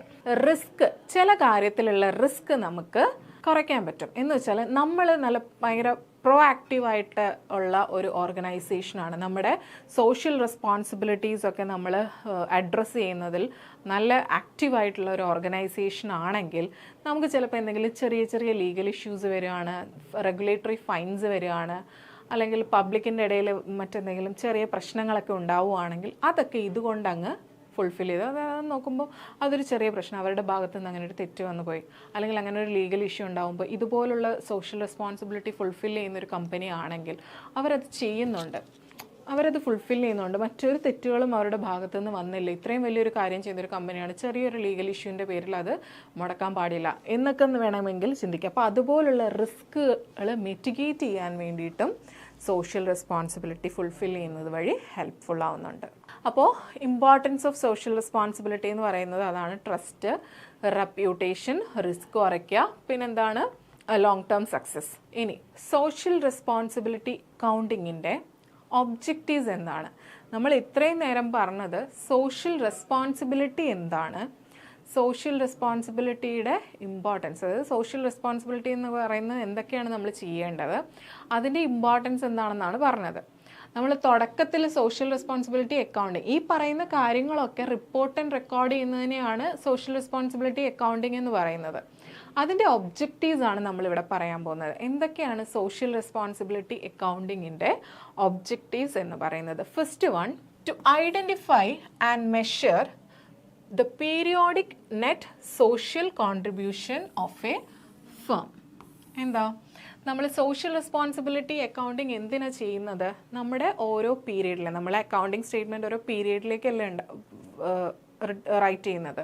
ഇപ്പോൾ P&L ആണെങ്കിൽ ഒരു വർഷത്തേക്ക്, അതുപോലെ നമ്മുടെ ഒരു ഫേമിൻ്റെ പീരിയോഡിക് ആയിട്ടുള്ള സോഷ്യൽ കോൺട്രിബ്യൂഷൻസിൻ്റെ നെറ്റ് എഫക്റ്റ്, എത്രത്തോളം നമ്മൾ സോഷ്യൽ കോൺട്രിബ്യൂഷൻ നടത്തിയിട്ടുണ്ട്, അതിന് നമുക്ക് എന്തൊക്കെ ബെനിഫിറ്റ് ഉണ്ടായിട്ടുണ്ട്, അല്ലെങ്കിൽ നമുക്ക് എത്രത്തോളം ടാക്സ് ഒക്കെ സേവ് ചെയ്യാൻ പറ്റിയിട്ടുണ്ട്, അങ്ങനെ അതിൻ്റെ ഒരു നെറ്റ് സോഷ്യൽ കോൺട്രിബ്യൂഷൻ ഐഡൻറ്റിഫൈ ചെയ്ത് അത് മെഷർ ചെയ്യാൻ നമ്മളെ എന്ത് സഹായിക്കുന്നുണ്ട്? സോഷ്യൽ റെസ്പോൺസിബിലിറ്റി അക്കൗണ്ടിങ് നമ്മളെ ഹെൽപ്പ് ചെയ്യുന്നുണ്ട്. രണ്ടാമത്തെ objective, to determine whether the firm's strategies and policies are consistent with the legitimate individual aspirations and also with the overall priorities of the community and society. നമ്മുടെ കമ്പനിയിൽ കൊണ്ടുവന്നിട്ടുള്ള നമ്മുടെ ഫേമിൻ്റെ സ്ട്രാറ്റജീസും പോളിസീസും എല്ലാം നല്ല രീതിയിൽ ലീഗലായിട്ടുള്ളതാണോ, അല്ലെങ്കിൽ നമ്മുടെ ആരെയും ഹാം ചെയ്യാതെ നമ്മുടെ കമ്മ്യൂണിറ്റിയെയും സൊസൈറ്റിയും ഒക്കെ അവരെയൊക്കെ പ്രയോറിറ്റൈസ് ചെയ്ത് അവർക്കൊന്നും ഒരു തരത്തിലുള്ള ഹാംഫുള്ളും വരുത്താതെ അവരെ നല്ല ലെജിറ്റിമേറ്റ് ആയിട്ടുള്ള രീതിയിൽ കൺസിസ്റ്റൻ്റ് ആയിട്ടുള്ള കാര്യങ്ങളാണോ ഇവിടെ നടക്കുന്നത്, നമ്മുടെ ഫേം ഇപ്പോൾ കൊണ്ടുവന്ന സ്ട്രാറ്റജീസൊക്കെ, അതായത് സോഷ്യൽ റെസ്പോൺസിബിലിറ്റിക്ക് വേണ്ടിയിട്ട് അവർ ചെയ്തിട്ടുള്ള കാര്യങ്ങളൊക്കെ നല്ല കാര്യങ്ങളാണോ, നമുക്ക് ബെനിഫിഷ്യൽ ആയിട്ടാണോ ഉള്ളത്, സൊസൈറ്റിക്കും ബെനിഫിഷ്യൽ ആയിട്ടാണോ ചെന്നിട്ടുള്ളതെന്നൊക്കെ ഐഡൻറ്റിഫൈ ചെയ്യാൻ, അതൊക്കെ ഡിറ്റർമിൻ ചെയ്യാൻ അത് അക്കൗണ്ടിങ് ചെയ്യുന്നത് വഴി നമുക്ക് സാധിക്കുന്നുണ്ട്. അതാണ് to determine whether the firm strategies and policies are consistent with the legitimate individual aspirations. Okay, പിന്നെ അടുത്ത ഒബ്ജക്റ്റീവ് എന്ന് പറയുന്നത് to make available information of a firm's goals, policies ആണ്, firm's goals, policies, programmes, contribution to social goals etcetera to all segments of the society. അതായത് ഈ social responsibility fulfil ചെയ്യുന്നത് വഴി നമുക്കെന്താ, നമ്മുടെ ഫേമിൻ്റെ ഉദ്ദേശം, ഫേമിന് കുറേ ഗോൾസ് ഉണ്ടായിരിക്കും, കുറേ പോളിസീസ് ഉണ്ടായിരിക്കും, കുറേ പ്രോഗ്രാംസ് ഉണ്ടായിരിക്കും, കുറേ കോൺട്രിബ്യൂഷൻസ് ഉണ്ടായിരിക്കും. ഇതിനെ പറ്റിയിട്ടുള്ള എല്ലാ ഇൻഫോർമേഷനും ഒരു സൊസൈറ്റിയിലുള്ള എല്ലാ സെഗ്മെൻറ്റിലേക്കും അവർക്ക് എത്തിക്കാൻ പറ്റുന്നുണ്ട്. അതായത് ഫേമിൻ്റെ ഉദ്ദേശം ഇതാണ്, അവരുടെ പോളിസീസ് ഇതാണ്, നമ്മുടെ പ്രോഗ്രാംസ് ഇങ്ങനെയാണ്, നമ്മുടെ കോൺട്രിബ്യൂഷൻസ് ഇങ്ങനെയാണ് എന്നൊക്കെ സൊസൈറ്റിയെ അറിയിക്കുന്നത് വഴി അവർക്കൊരു ട്രസ്റ്റ് ആൻഡ് റെപ്യൂട്ടേഷൻ അവിടെ ബിൽഡാവും. അപ്പോൾ ഈ സോഷ്യൽ റെസ്പോൺസിബിലിറ്റി അക്കൗണ്ടിങ് ഫോളോ ചെയ്താൽ ഇത് കുറച്ചും കൂടി ട്രാൻസ്പെറൻ്റ് ആവും. കാരണം എത്രത്തോളം നമ്മൾ സൊസൈറ്റിക്ക് വേണ്ടിയിട്ട് കോൺട്രിബ്യൂട്ട് ചെയ്തിട്ടുണ്ട്, എന്തൊക്കെ പോളിസീസ് അഡോപ്റ്റ് ചെയ്തിട്ടുണ്ട്, നമ്മുടെ ഗോൾ എന്തായിരുന്നു, നമ്മുടെ പ്രോഗ്രാംസ് ഇന്നതൊക്കെയായിരുന്നു എന്നൊക്കെ നമ്മൾ അക്കൗണ്ടിങ് ചെയ്യുന്നത് വഴി സൊസൈറ്റിയിലുള്ള എല്ലാ സെഗ്മെൻറ്റ്സും ഈ നമ്മുടെ കയ്യിലുള്ള ഇൻഫോർമേഷന് അവരിലേക്ക് എത്തിക്കാൻ നമുക്ക് സാധിക്കുന്നുണ്ട് by following social responsibility accounting. Okay, next one, approaches and methods to social responsibility accounting and reporting. എന്താ, നമ്മൾ സോഷ്യൽ റെസ്പോൺസിബിലിറ്റി അക്കൗണ്ടിങ്ങിനെ പറ്റി പറഞ്ഞു. ഇനി ഈ സോഷ്യൽ റെസ്പോൺസിബിലിറ്റി അക്കൗണ്ടിങ് എങ്ങനെയൊക്കെയാണ്, ഏതൊക്കെ അപ്രോച്ച് യൂസ് ചെയ്തുകൊണ്ടാണ് നമ്മൾ അക്കൗണ്ടിങ് ചെയ്യുന്നത്, എന്തൊക്കെ മെത്തേഡ്സ് ഉണ്ട്, ഈ നമ്മൾ കൊടുക്കുന്ന സൊസൈറ്റിയിലേക്ക് കൊടുക്കുന്ന കോൺട്രിബ്യൂഷൻസും കാര്യങ്ങളും ഒക്കെ റെക്കോർഡ് ചെയ്യാനും റിപ്പോർട്ട് ചെയ്യാനും കുറേ അപ്രോച്ചസ് ആൻഡ് മെത്തേഡ്സ് ഉണ്ട്. അതിന് കുറേ പേരുകളും ഉണ്ട്. അപ്പം അതെന്തൊക്കെയാണെന്നുള്ളത് നമുക്ക് നോക്കാം. First one, narrative approach. പേര് കേൾക്കുമ്പോൾ തന്നെ നമുക്ക് ഏകദേശം ഒരു ധാരണ കിട്ടും. നറേഷൻ, നമ്മൾ അക്കൗണ്ടിങ്ങിലൊക്കെ എപ്പോഴും നറേഷൻ എന്ന് ജേർണൽസിലൊക്കെ നമ്മൾ എഴുതാറുണ്ട് അല്ലേ. നറേഷൻ എന്ന് വെച്ചാൽ എന്താ, ഒരു ചുരുക്കം, നമ്മൾ എന്ത് ചെയ്തു. നമ്മൾ ജേർണൽ വരയ്ക്കുമ്പം എൻട്രി എഴുതി കഴിഞ്ഞിട്ട് താഴെ ആ എൻട്രി എന്തുമായിരുന്നു എന്ന് നമ്മളിങ്ങനെ എഴുതി വെക്കാറുണ്ടല്ലേ. അതിനെയാണ് നമ്മൾ നറേഷൻ എന്ന് പറയുന്നത്. അതുതന്നെയാണ് ഇവിടെയും. ഇവിടെ എന്ന് പറയുന്നത് നമ്മൾ സോഷ്യൽ റെസ്പോൺസിബിലിറ്റിക്ക് വേണ്ടിയിട്ട് ഒരു ഫേം എന്തൊക്കെ ആക്ടിവിറ്റീസ് ചെയ്തു, അത് നമ്മൾ എത്ര എമൗണ്ട് എന്നുള്ളത് അതിനെ ക്വാണ്ടിറ്റേറ്റീവ് ചെയ്യാതെ അതിനെപ്പറ്റി ഒരു ഡിസ്ക്രിപ്ഷൻ എഴുതുന്നു. ഇത്ര രൂപ ഞങ്ങൾ കൊടുത്തു, അങ്ങനെ കൊടുക്കാതെ ഇന്ന കാര്യങ്ങൾ ഞങ്ങൾ ചെയ്തു, ഇതിന് വേണ്ടിയിട്ട് ഞങ്ങൾ കോൺട്രിബ്യൂഷൻ നടത്തി. എത്ര രൂപ കോൺട്രിബ്യൂഷൻ എന്നുള്ളത് അവിടെ സ്പെസിഫൈ ചെയ്യില്ല. ഇതിനായിട്ട് കോൺട്രിബ്യൂഷൻ നടത്തി, ഇത്ര കുട്ടികൾക്ക് സ്പോൺസർഷിപ്പ് നടത്തി, അവിടെ ഇന്ന ഏരിയയിൽ നമ്മൾ കുടിവെള്ള പ്രശ്നം പരിഹരിച്ചു എന്നൊക്കെ പറഞ്ഞിട്ട് ഒരു നറേഷൻ മാത്രം എഴുതി നമ്മൾ റിപ്പോർട്ട് ചെയ്യും. അതിനെ അവിടെ ക്വാണ്ടിഫൈ ചെയ്യില്ല. അവിടെ നമ്മൾ ക്വാളിറ്റേറ്റീവ് ഇൻഫോർമേഷൻ മാത്രമേ പ്രൊവൈഡ് ചെയ്യത്തുള്ളൂ. അതിനെയാണ് നമ്മൾ നറേറ്റീവ് അപ്രോച്ച് എന്ന് പറയുന്നത്. ഓക്കെ, അവിടെ നമുക്ക് എന്തില്ല, ക്വാണ്ടിറ്റേറ്റീവ് അക്കൗണ്ടിങ് ഡേറ്റ ഇല്ല. അവിടെ ഒരു നറേഷൻ മാത്രമേ ഉണ്ടാകത്തുള്ളൂ. അങ്ങനെ നമുക്ക് എന്ത് റിപ്പോർട്ട് ചെയ്യാറുണ്ട്, സോഷ്യൽ റെസ്പോൺസിബിലിറ്റി നമ്മൾ അക്കൗണ്ടിങ് ചെയ്യാറുണ്ട്. അപ്പോൾ അതാണ് നറേറ്റീവ് അപ്രോച്ച് എന്ന് പറയുന്നത്. Here the activities of the firm relating to social responsibilities are described without significant quantitative of accounting data. ഇവിടെ ഒരു ഫേമുമായിട്ട് റിലേറ്റ് ചെയ്തിട്ടുള്ള സോഷ്യൽ റെസ്പോൺസിബിലിറ്റീസ് എല്ലാം നമ്മൾ ഡിസ്ക്രൈബ് ചെയ്യും. എങ്ങനെ ഡിസ്ക്രൈബ് ചെയ്യും? Without significant quantitative of accounting data. Accounting ഡേറ്റയുടെ ക്വാണ്ടിഫിക്കേഷൻ ഒന്നും ഇല്ലാതെ തന്നെ നമ്മളത് ഡിസ്ക്രൈബ് ചെയ്യും. ഓക്കെ, അതിനെയാണ് നമ്മൾ നറേറ്റീവ് അപ്രോച്ച് എന്ന് പറയുന്നത്. സെക്കൻഡ് അപ്രോച്ച് എന്ന് പറയുന്നത് footnote disclosure approach. Footnote എന്ന് നമ്മൾ കേട്ടിട്ടുണ്ടല്ലോ. എന്താ ഫുട് നോട്ട്? നമ്മളൊരു പേജിൻ്റെ ഏറ്റവും അവസാനം എന്തെങ്കിലുമൊക്കെ ഡിസ്ക്രിപ്ഷൻ ഉണ്ടെങ്കിൽ എഴുതി വെക്കും. ഒരു പേജ് തീർന്നു, ആ പേജിലെ മെയിൻ കണ്ടൻസ് ഒക്കെ കഴിഞ്ഞിട്ട് താഴെ ചിലപ്പോൾ ഇവിടെ എന്തെങ്കിലുമൊക്കെ ആബ്രിവേഷൻസ് ഒക്കെ ഉണ്ടെങ്കിൽ അതിൻ്റെയൊക്കെ എക്സ്പാൻഷനൊക്കെ എഴുതാൻ വേണ്ടിയിട്ട് നമ്മൾ ഫുട് നോട്ട് ഉപയോഗിക്കാറുണ്ട്. അതുപോലെ നമുക്ക് ഫുട് നോട്ടായിട്ട് നമുക്ക് നമ്മുടെ സോഷ്യൽ റെസ്പോൺസിബിലിറ്റിയെ പറ്റിയിട്ട് നമുക്ക് ഡിസ്ക്ലോസ് ചെയ്യാം. എങ്ങനെയാണ്? Business units provide information regarding their contribution towards social responsibility in the form of footnotes to financial statement. നമ്മുടെ നോർമൽ ഫിനാൻഷ്യൽ സ്റ്റേറ്റ്മെൻറ്റിന് ഫുട് നോട്ടായിട്ട് നമ്മൾ നമ്മുടെ ബിസിനസ് ഓർഗനൈസേഷൻ നമ്മുടെ സൊസൈറ്റിക്ക് വേണ്ടിയിട്ട് എന്തൊക്കെ സോഷ്യൽ റെസ്പോൺസിബിലിറ്റിക്ക് വേണ്ടിയിട്ട് എന്തൊക്കെ കോൺട്രിബ്യൂഷൻസ് നടത്തി എന്നുള്ളത് ഫിനാൻഷ്യൽ സ്റ്റേറ്റ്മെൻറ്റ്സിൻ്റെ ഫുട് നോട്ടായിട്ട് അങ്ങനെ ഒരു ഫോമിൽ വേണമെങ്കിൽ നമുക്ക് ഡിസ്ക്ലോഷർ ചെയ്യാവുന്നതാണ്. ആ ഒരു അപ്രോച്ചിനെയാണ് നമ്മൾ എന്തെന്ന് പറയുന്നത്? Footnote disclosure approach. ഇവിടെ എങ്ങനെയാണ് ചെയ്യുന്നത്? നമ്മളുടെ കോൺട്രിബ്യൂഷൻ എങ്ങനെ സോഷ്യൽ റെസ്പോൺസിബിലിറ്റിയിലേക്കുള്ള നമ്മുടെ കോൺട്രിബ്യൂഷൻ ഫുട് നോട്ടായിട്ട് ഫിനാൻഷ്യൽ സ്റ്റേറ്റ്മെൻറ്റിൻ്റെ ഫുട് നോട്ടായിട്ടാണ് നമ്മൾ ഡിസ്ക്ലോസ് ചെയ്യുന്നത്. Next, pictorial approach. എന്താ പിക്ചോറിയൽ അപ്രോച്ച്? പിക്ചോറിയൽ എന്ന് പറഞ്ഞപ്പോഴേ നമുക്ക് മനസ്സിലായില്ലേ, പിക്ചർ റെപ്രസെൻറ്റേഷനൊക്കെയാണ്. അപ്പം എന്താണെന്ന് നോക്കാം. Social activities of A business firm are reported with the help of photographs of the work carried on with the help of a firm in orphanages, schools, hospital, etc. എന്താ ഇവിടെ business firm അവരുടെ social ആക്ടിവിറ്റീസിൻ്റെ photographs എടുക്കും. എന്നിട്ട് അത് അറിയിക്കാൻ വേണ്ടി അവരുടെ വെബ്സൈറ്റിലോ അല്ലെങ്കിൽ എന്തെങ്കിലും ബ്രോഷേഴ്സൊക്കെ ഇറക്കിയിട്ട് അങ്ങനെ ഇന്ന കാര്യങ്ങൾ ചെയ്തു എന്നുള്ളത് ത്രൂ ഫോട്ടോഗ്രാഫ്സ് വഴി ആളുകളിലേക്ക് കൂടുതൽ ആളുകളിലേക്ക് എത്തുന്നത് ഇതുപോലുള്ള പടങ്ങളാണല്ലോ. അപ്പോൾ ആളുകളിലേക്ക് കൂടുതൽ എത്തിക്കാൻ വേണ്ടിയിട്ട് ഇതേപോലുള്ള പിക്ചോറിയൽ അപ്രോച്ചസും ഫോളോ ചെയ്യാറുണ്ട്. അപ്പോൾ അതാണ് സോഷ്യൽ ആക്ടിവിറ്റീസ്, ബിസിനസ്സിൻ്റെ സോഷ്യൽ ആക്ടിവിറ്റീസ് റിപ്പോർട്ട്. ഫോട്ടോഗ്രാഫ്സ്, അതായത് എന്തെങ്കിലും സ്കൂളിൽ എന്തെങ്കിലും പരിപാടികൾ നടത്തിയോ, ഹോസ്പിറ്റൽസിൽ എന്തെങ്കിലുമൊക്കെ കാര്യങ്ങൾ ചെയ്തതിൻ്റെയൊക്കെ ഫോട്ടോഗ്രാഫ്സ് അവരുടെ സഹായത്തോടു കൂടി ഫോട്ടോഗ്രാഫ്സ് എടുത്തിട്ട് അത് റിപ്പോർട്ട് ചെയ്യും. എങ്ങനെ റിപ്പോർട്ട് ചെയ്യും? വെബ്സൈറ്റിൽ പോസ്റ്റ് ചെയ്യോ, അങ്ങനെയൊക്കെ റിപ്പോർട്ട് ചെയ്യും. അപ്പോൾ അതിനെയാണ് പിക്ചോറിയൽ അപ്രോച്ച് എന്ന് പറയുന്നത്. ഓക്കെ, അപ്പോൾ അതാണ് മൂന്നാമത്തെ അപ്രോച്ച് എന്ന് പറയുന്നത്. നാലാമത്തത് goal oriented social responsibility approach.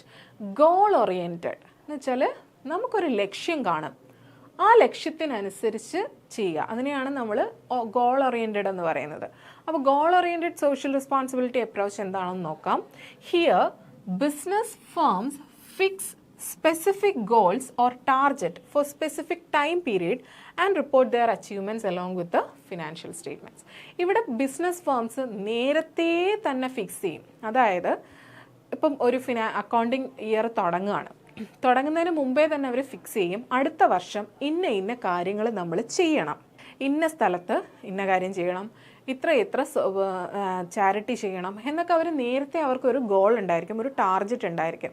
ഒരു സ്പെസിഫിക് ഈ ഒരു വർഷത്തേക്ക് ഇത്രയും കാര്യങ്ങൾ നമ്മൾ ചെയ്യണം, ഇത്രയും ചെയ്താൽ മതി എന്ന് പറഞ്ഞ് അവരൊരു ടാർഗറ്റ് ഫിക്സ് ചെയ്ത് വെച്ചിട്ട് അതനുസരിച്ച് ചെയ്ത് അതിനുശേഷം അത് ഫിനാൻഷ്യൽ സ്റ്റേറ്റ്മെൻറ്റിൻ്റെ കൂട്ടത്തിൽ, അതായത് അവർക്ക് നേരത്തെ ഒരു ടാർഗറ്റ് ഇത്ര രൂപ നമ്മൾ ചാരിറ്റിക്ക് വേണ്ടിയിട്ട് കോൺട്രിബ്യൂട്ട് ചെയ്യും, അത് നേരത്തെ അവർക്കൊരു ടാർഗറ്റ് ചെയ്ത് വെച്ചിട്ട് അത് അവർ അച്ചീവ് ചെയ്തതിന് ശേഷം അവരുടെ അച്ചീവ്മെൻറ്റ്സ് ഫിനാൻഷ്യൽ സ്റ്റേറ്റ്മെൻറ്റ്സിനോടൊപ്പം തന്നെ അവർ റിപ്പോർട്ട് ചെയ്യും. അതിനെയാണ് goal oriented social responsibility approach. അതാണ് നാലാമത്തെ അപ്രോച്ച്, ഗോൾ ഓറിയൻറ്റഡ് അല്ലെങ്കിൽ സോഷ്യൽ റെസ്പോൺസിബിലിറ്റി അപ്രോച്ച്. എന്താണ്? ഒരു സ്പെസിഫിക് ടൈം പീരീഡിലേക്ക് ഇന്ന കാര്യങ്ങൾ ചെയ്യണം, ഇത്ര രൂപയുടെ കോൺട്രിബ്യൂഷൻസ് നടത്തണം എന്നൊക്കെ ബിസിനസ് ഫേംസ് നേരത്തെ ഫിക്സ് ചെയ്ത് വെച്ച് അത് അച്ചീവ് ചെയ്തതിന് ശേഷം അവരുടെ അച്ചീവ്മെൻറ്റ്സ് ഫിനാൻഷ്യൽ സ്റ്റേറ്റ്മെൻറ്റ്സ് വഴി റിപ്പോർട്ട് ചെയ്യും. അതാണ് goal oriented social responsibility approach എന്ന് പറയുന്നത്. Next, social statement approach or impact statement. ഇതാണ് മിക്കവാറുമുള്ള പ്രധാനപ്പെട്ട ഇന്ത്യൻ കമ്പനീസ് ആയിട്ടുള്ള സെയിൽ, ONGC ഇവരൊക്കെ ഫോളോ ചെയ്യുന്ന പ്രധാനപ്പെട്ട മെത്തേഡ് എന്ന് പറയുന്നത് സോഷ്യൽ സ്റ്റേറ്റ്മെൻറ്റ് അപ്രോച്ച് അല്ലെങ്കിൽ സോഷ്യൽ ഇമ്പാക്റ്റ് അപ്രോച്ചാണ്. എന്ന് വെച്ചാൽ ഇതൊരു നമ്മുടെ P&L ബാലൻസ് ഷീറ്റ് പോലെ ഇവിടെ ഒരു സോഷ്യൽ ഇൻകം സ്റ്റേറ്റ്മെൻറ്റും ഒരു സോഷ്യൽ ബാലൻസ് ഷീറ്റും ഒക്കെ പ്രിപ്പയർ ചെയ്യും. അത് നമുക്കത് ഡിസ്കസ് ചെയ്യാതെ എങ്ങനെയാണെന്നുള്ളത്, നിങ്ങൾക്ക് അതിൻ്റെ പ്രോബ്ലവും കാര്യങ്ങളും ഒന്നും നോക്കണ്ട, അതിൻ്റെ ഒരു ഫോമാറ്റും അതെങ്ങനെയാണ് പ്രിപ്പയർ ചെയ്യുന്നതെന്നൊക്കെയുള്ള ഒരു സോഷ്യൽ ഇൻകം സ്റ്റേറ്റ്മെൻറ്റും ഒരു സോഷ്യൽ ബാലൻസ് ഷീറ്റും അവർ പ്രിപ്പയർ ചെയ്യും. അതിനുശേഷം അവർ നമ്മുടെ ഫിനാൻഷ്യൽ സ്റ്റേറ്റ്മെൻറ്റ് ഡിസ്ക്ലോസ് ചെയ്യുന്നത് പോലെ തന്നെ വെബ്സൈറ്റ് ത്രൂവോ അല്ലെങ്കിൽ സർക്കുലേഴ്സ് വഴിയോ ഒക്കെ അതവർ പബ്ലിഷ് ചെയ്യും. ഇങ്ങനെയും റിപ്പോർട്ട് ചെയ്യാറുണ്ട്. മിക്കവാറുമുള്ള വലിയ ഇന്ത്യൻ കമ്പനീസൊക്കെ അവരുടെ സോഷ്യൽ റെസ്പോൺസിബിലിറ്റീസ് ഫുൾഫിൽ ചെയ്ത് അവരുടെ ഇതുപോലുള്ള കോൺട്രിബ്യൂഷൻസ് ഒക്കെ അവർ അറിയിക്കുന്നത് ഇങ്ങനെയാണ്. സോ ഈ മെത്തേഡ് സജസ്റ്റ് ചെയ്തത് ആരാണെന്നുള്ളത് ചെയ്തത് സീറ്റ്ലർ, ക്ലാർക്ക്, റാൽഫ് W. എറ്റ്സ്. ഈ മൂന്ന് ആളുകളും ചേർന്നിട്ട് സജസ്റ്റ് ചെയ്തൊരു മെത്തേഡാണ് സോഷ്യൽ സ്റ്റേറ്റ്മെൻറ്റ് അപ്രോച്ച് അല്ലെങ്കിൽ സോഷ്യൽ ഇമ്പാക്ട് സ്റ്റേറ്റ്മെൻറ്റ് എന്ന് പറഞ്ഞത്. സീറ്റ്ലർ, ക്ലാർക്ക്, റാൽഫ് W. എറ്റ്സ് എന്ന് പറയുന്ന 3 പേര് ചേർന്നിട്ടാണ് ഈ ഒരു മെത്തേഡ് സജസ്റ്റ് ചെയ്തത്. ഇവിടെ എങ്ങനെയാണ് വരുന്നത്? Here social income statement and social balance sheet are prepared. ഇവിടെ നമ്മുടെ P&L ബാലൻസ് ഷീറ്റ് പോലെ സോഷ്യൽ ഇൻകം സ്റ്റേറ്റ്മെൻറ്റും സോഷ്യൽ ബാലൻസ് ഷീറ്റും പ്രിപ്പയർ ചെയ്യും. മിക്കവാറുമുള്ള വലിയ ഇന്ത്യൻ കമ്പനീസ് ആയിട്ടുള്ള സെയിൽ, ONGC ഒക്കെ ഈ മെത്തേഡാണ് ഫോളോ ചെയ്യുന്നത്. ഓക്കെ, ഇനി അടുത്ത അപ്രോച്ചാണ് ഓപ്പറേറ്റിംഗ് സ്റ്റേറ്റ്മെൻറ്റ് അപ്രോച്ച്. എന്താ? നമ്മുടെ ബിസിനസ് ഓപ്പറേഷൻസ് കൊണ്ട്, ഇവിടെ എന്താ ഓപ്പറേറ്റിംഗ് സ്റ്റേറ്റ്മെൻറ്റ് എന്ന് പറഞ്ഞാൽ നമ്മുടെ ബിസിനസ് ആക്ടിവിറ്റീസ് കൊണ്ട്, നമ്മുടെ ബിസിനസ് ഓപ്പറേഷൻസ് കൊണ്ട് ഒരു ഫേമിന് എന്തൊക്കെ സോഷ്യൽ ആക്ടിവിറ്റീസിൽ എന്തൊക്കെ പോസിറ്റീവ് ആസ്പെക്ട്സ് കൊണ്ടുവരാൻ പറ്റി, എന്തൊക്കെ നെഗറ്റീവ് ആസ്പെക്ട്സ് കൊണ്ടുവരാൻ പറ്റി എന്നുള്ളത് നോക്കും. എന്നിട്ട് ഇതിൻ്റെ രണ്ടിൻ്റെ ഡിഫറൻസ് എന്തായാലും പോസിറ്റീവായിട്ടുള്ള കാര്യങ്ങളും നെഗറ്റീവായിട്ടുള്ള കാര്യങ്ങളും എടുക്കും. എന്നിട്ട് അവർക്കൊരു നെറ്റ് ബെനിഫിറ്റ് കിട്ടുമല്ലോ. ഒരു കൂടുതലും ബെനിഫിറ്റ്സ് ആണെങ്കിൽ ഇതായിരിക്കും ആ ബെനിഫിറ്റാണ് അവരുടെ കോൺട്രിബ്യൂഷൻ എന്ന് പറഞ്ഞ് കാണിക്കുന്നത്. ഒന്നുകൂടി പറയാം.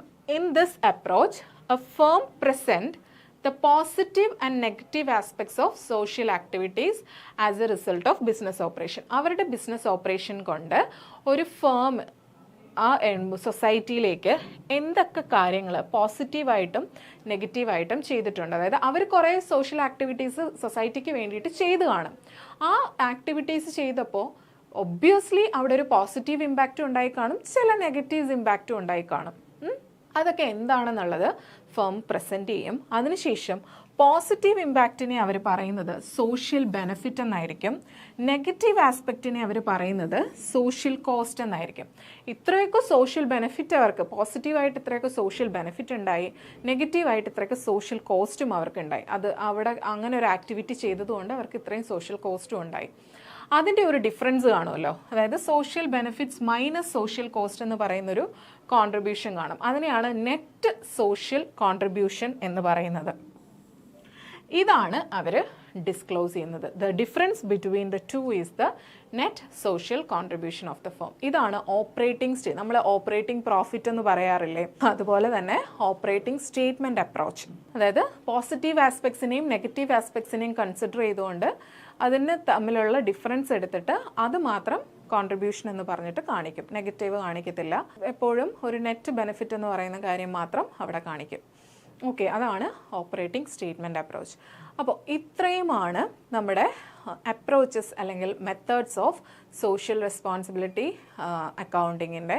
അതിനകത്ത് ചിലതൊക്കെ പേര് കേൾക്കുമ്പോൾ തന്നെ നമുക്ക് മനസ്സിലാവും. Narrative approach, footnote disclosure approach, അതുപോലെ തന്നെ പിക്ചോറിയൽ അപ്രോച്ച്. ഇതൊക്കെ by name, goal oriented social responsibility approach by name നമുക്ക് ഐഡൻറ്റിഫൈ ചെയ്യാൻ പറ്റുന്നതാണ് ഈ 4 പിന്നെ അത് കഴിഞ്ഞിട്ട് വരുന്ന social statement and social impact statement. ഇതാണ് നമ്മുടെ വലിയ വലിയ കമ്പനീസ് ഫോളോ ചെയ്യുന്നതെന്ന് ഞാൻ പറഞ്ഞു. ആ മെത്തേഡ് സജസ്റ്റ് ചെയ്ത 3 ആളുകളുടെ പേരും പറഞ്ഞു, അതൊന്ന് നോക്കണം. ഇവിടെയാണ് നമുക്കൊരു സ്റ്റേറ്റ്മെൻറ്റും ബാലൻസ് ഷീറ്റും വരുന്നത്. എന്ത് സ്റ്റേറ്റ്മെൻറ്റാണ്? സോഷ്യൽ ഇൻകം സ്റ്റേറ്റ്മെൻറ്റും സോഷ്യൽ ബാലൻസ് ഷീറ്റും. പിന്നെ വരുന്നത് ഓപ്പറേറ്റിംഗ് സ്റ്റേറ്റ്മെൻറ്റ് അപ്രോച്ച്. അപ്പോഴേ നമ്മൾ ആലോചിച്ചാൽ മതി ഓപ്പറേറ്റിംഗ് പ്രോഫിറ്റിനെ പറ്റി. ഇവിടെ എന്താണ്? ഒരു നെറ്റ് സോഷ്യൽ കോൺട്രിബ്യൂഷൻ കണ്ടുപിടിക്കുന്നുണ്ട്, അതാണ് നമ്മൾ റിപ്പോർട്ട് ചെയ്യുന്നത്. ഓക്കെ, അപ്പോൾ നമ്മൾ നേരത്തെ 5ാമത്തെ അപ്രോച്ചായിട്ടുള്ള സോഷ്യൽ സ്റ്റേറ്റ്മെൻറ്റ് അപ്രോച്ച് ഇത് പറഞ്ഞപ്പോൾ, അല്ലെങ്കിൽ social impact social statement approach പറഞ്ഞപ്പോൾ ഞാൻ പറഞ്ഞു അവിടെ ഒരു സോഷ്യൽ ഇൻകം സ്റ്റേറ്റ്മെൻറ്റും സോഷ്യൽ ബാലൻസ് ഷീറ്റും പ്രിപ്പയർ ചെയ്യുന്നുണ്ട്. അങ്ങനെ പ്രിപ്പയർ ചെയ്തിട്ടാണ് കമ്പനീസ് അവരുടെ സോഷ്യൽ ആക്ടിവിറ്റീസിൻ്റെ സോഷ്യൽ റെസ്പോൺസിബിലിറ്റി ഫുൾഫിൽ ചെയ്തതിൻ്റെ അക്കൗണ്ടിങ് ആൻഡ് റിപ്പോർട്ടിംഗ് നടത്തുന്നതെന്ന് പറഞ്ഞു.